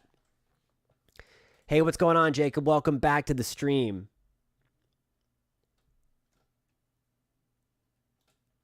I hope so, and this is the main reason for that I hope they reconsider. Look at the time. So this is 3 o'clock central, okay? So I mean, you've got nasty thunderstorms in right around school time. We can go take, absolutely. We're gonna finish that up, and then we're gonna go check in on Nebraska. I think you're missing out on this snow.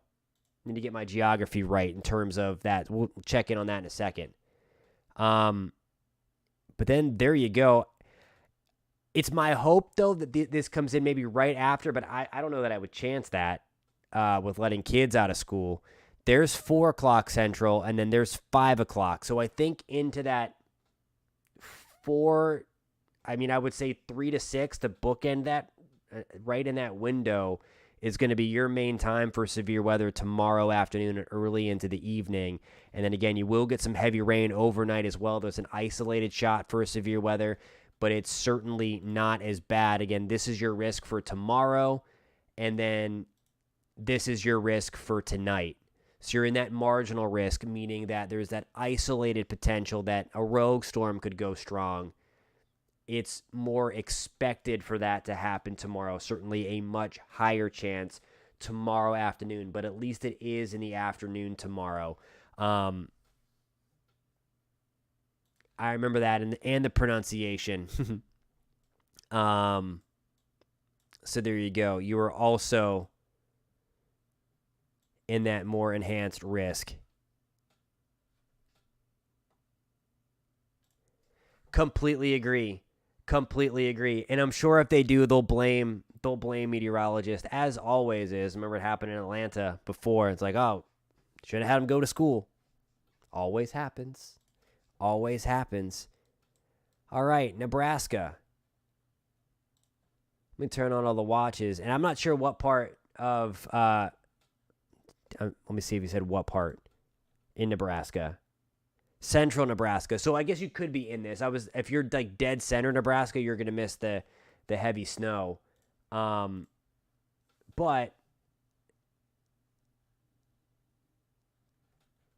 you might be getting some right now if you're like south central Nebraska. I can't imagine the winds up there. I'm sure those howl sometimes.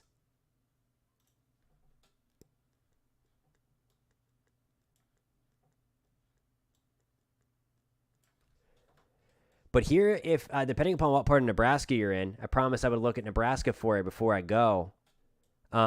Hastings. All right. So you're like up in here.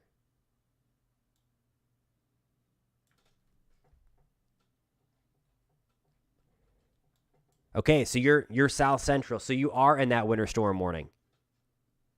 I was thinking whenever you said central that it was like right up in here. But you're in that winter storm warning. So are you seeing snow right now then? That would be what the radar is suggesting.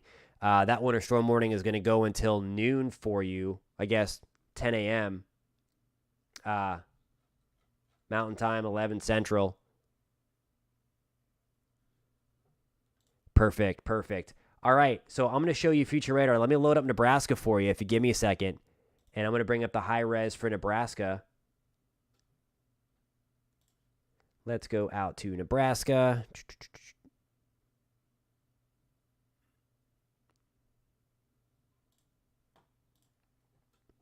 All right, so I think Future Radar's been doing a very nice job. And look at that, Hastings right on the line.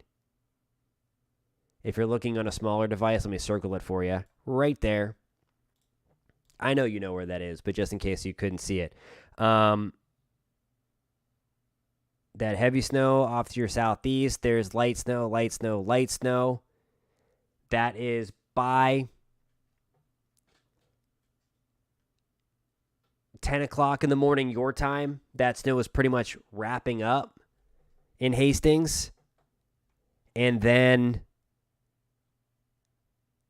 let's take a look at what the high resolution. How much snow were they calling for out there? I have not looked at any of the local reports. I don't think it's anything too crazy, at least for Nebraska's standards.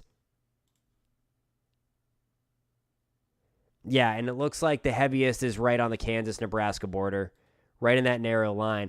I'm actually surprised that you're in a winter storm warning. How much snow do you have so far, if you've measured?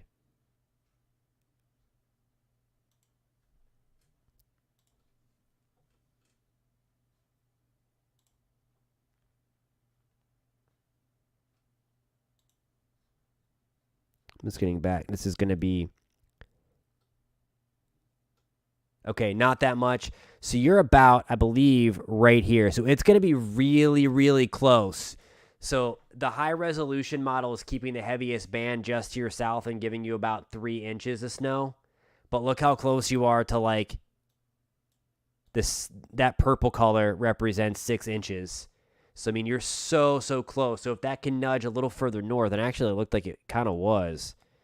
Let's go back to the radar. Let me turn off the... Now I want to turn off the watches.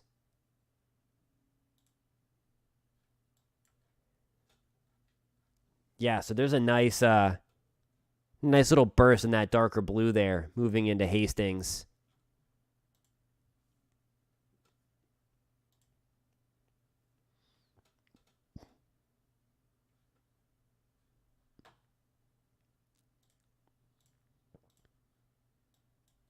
Yeah, and even though this is green, that's all snow. This is just the radar seeing it. When it kind of has those bright yellow pulses in there, that's when you start to get the banding. There's none of that going on. Again, for Nebraska standards, it's not that big of a deal. You know the drill when those nasty ones really come through. Nasty being fun if you like the snow. I'm a big snow fan. So there. I hope you enjoy the snow. There's not been much of it in the east. You know that's how it's going to go. You know it. It's like it doesn't winter when it's supposed to winter, and then when you're rooting for spring, it doesn't. It's crazy. All right, so quick checkup. That tornado warning in Mississippi's gone. The tornado warning, though, in Oklahoma has expired. I mean, has been extended.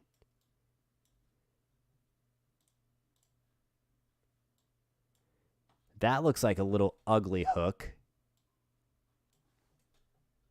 Very ugly hook. And again, this one, let's go to the velocity. Yep, it's still there north of Ashland. Alrighty, guys. So there you have it. That's what we are dealing with tonight. Again, if you are just tuning in, if you enjoyed the conversation and if you found us for the first time, please give this a thumbs up. And if you like talking and tracking the weather, we would love to have you on board. Please consider subscribing. Tomorrow, again, things could get a little ugly, especially for the first half of the day. I won't be able to stream during the afternoon. I'll be actually streaming this at work from Central Florida. So you can hit me up over there, and then I'll be active on the Twitter sphere tomorrow as well. At Jonathan Kegges is the Twitter. So again, if you're interested in that live stream tomorrow, the channel that I'll be streaming on is the Click Orlando News 6 WKMG. That is my affiliation there. And I will be streaming on that as the severe weather threat likely ramps up again tomorrow morning and then in through the early part of the afternoon. So hit me up over there, guys. Please stay safe. Again, you know the drill. I preach it all the time. Severe weather threat is there tonight. Again, that is true. That is true. Again, severe weather threat is there overnight tonight, so just be mindful of that. Have a way to get your watches. Certainly get the warnings. That's the more important part. Your phone will buzz and all that stuff. No, it's okay. I just wanted to make sure I got you that rundown because I know you hate the stuff coming in at night. Again, just an isolated severe threat overnight. The main threat is tomorrow afternoon. Thank you, Allie. It was a ton of fun. Thankfully, we didn't have many damage reports while we were live here, or really any, just some hail reports. So that's great. And I don't know if our friend from across the pond is going to join back in, but now he's got and he was going to bed, but just west of Rogers, for his wife there, if he does tune back in late or wakes up and sees that we're off, I do want to let him know that west of Rogers, we have a severe thunderstorm warning now. Not a tornado warning, but a severe thunderstorm warning for his wife northwest of Fayetteville. Michelle, thank you again. Awesome. That is great, Amanda. I'm so glad you did. Absolutely. Be safe as well. We'll be watching that as that comes in for you. And again, Allie, thank you for your help as well with showing some of those things that you were seeing on Twitter and from those chasers. That was a big help, so we can kind of leave those cells for a second and note that those other ones were still covered while we were looking at those Mississippi cells that were popping up.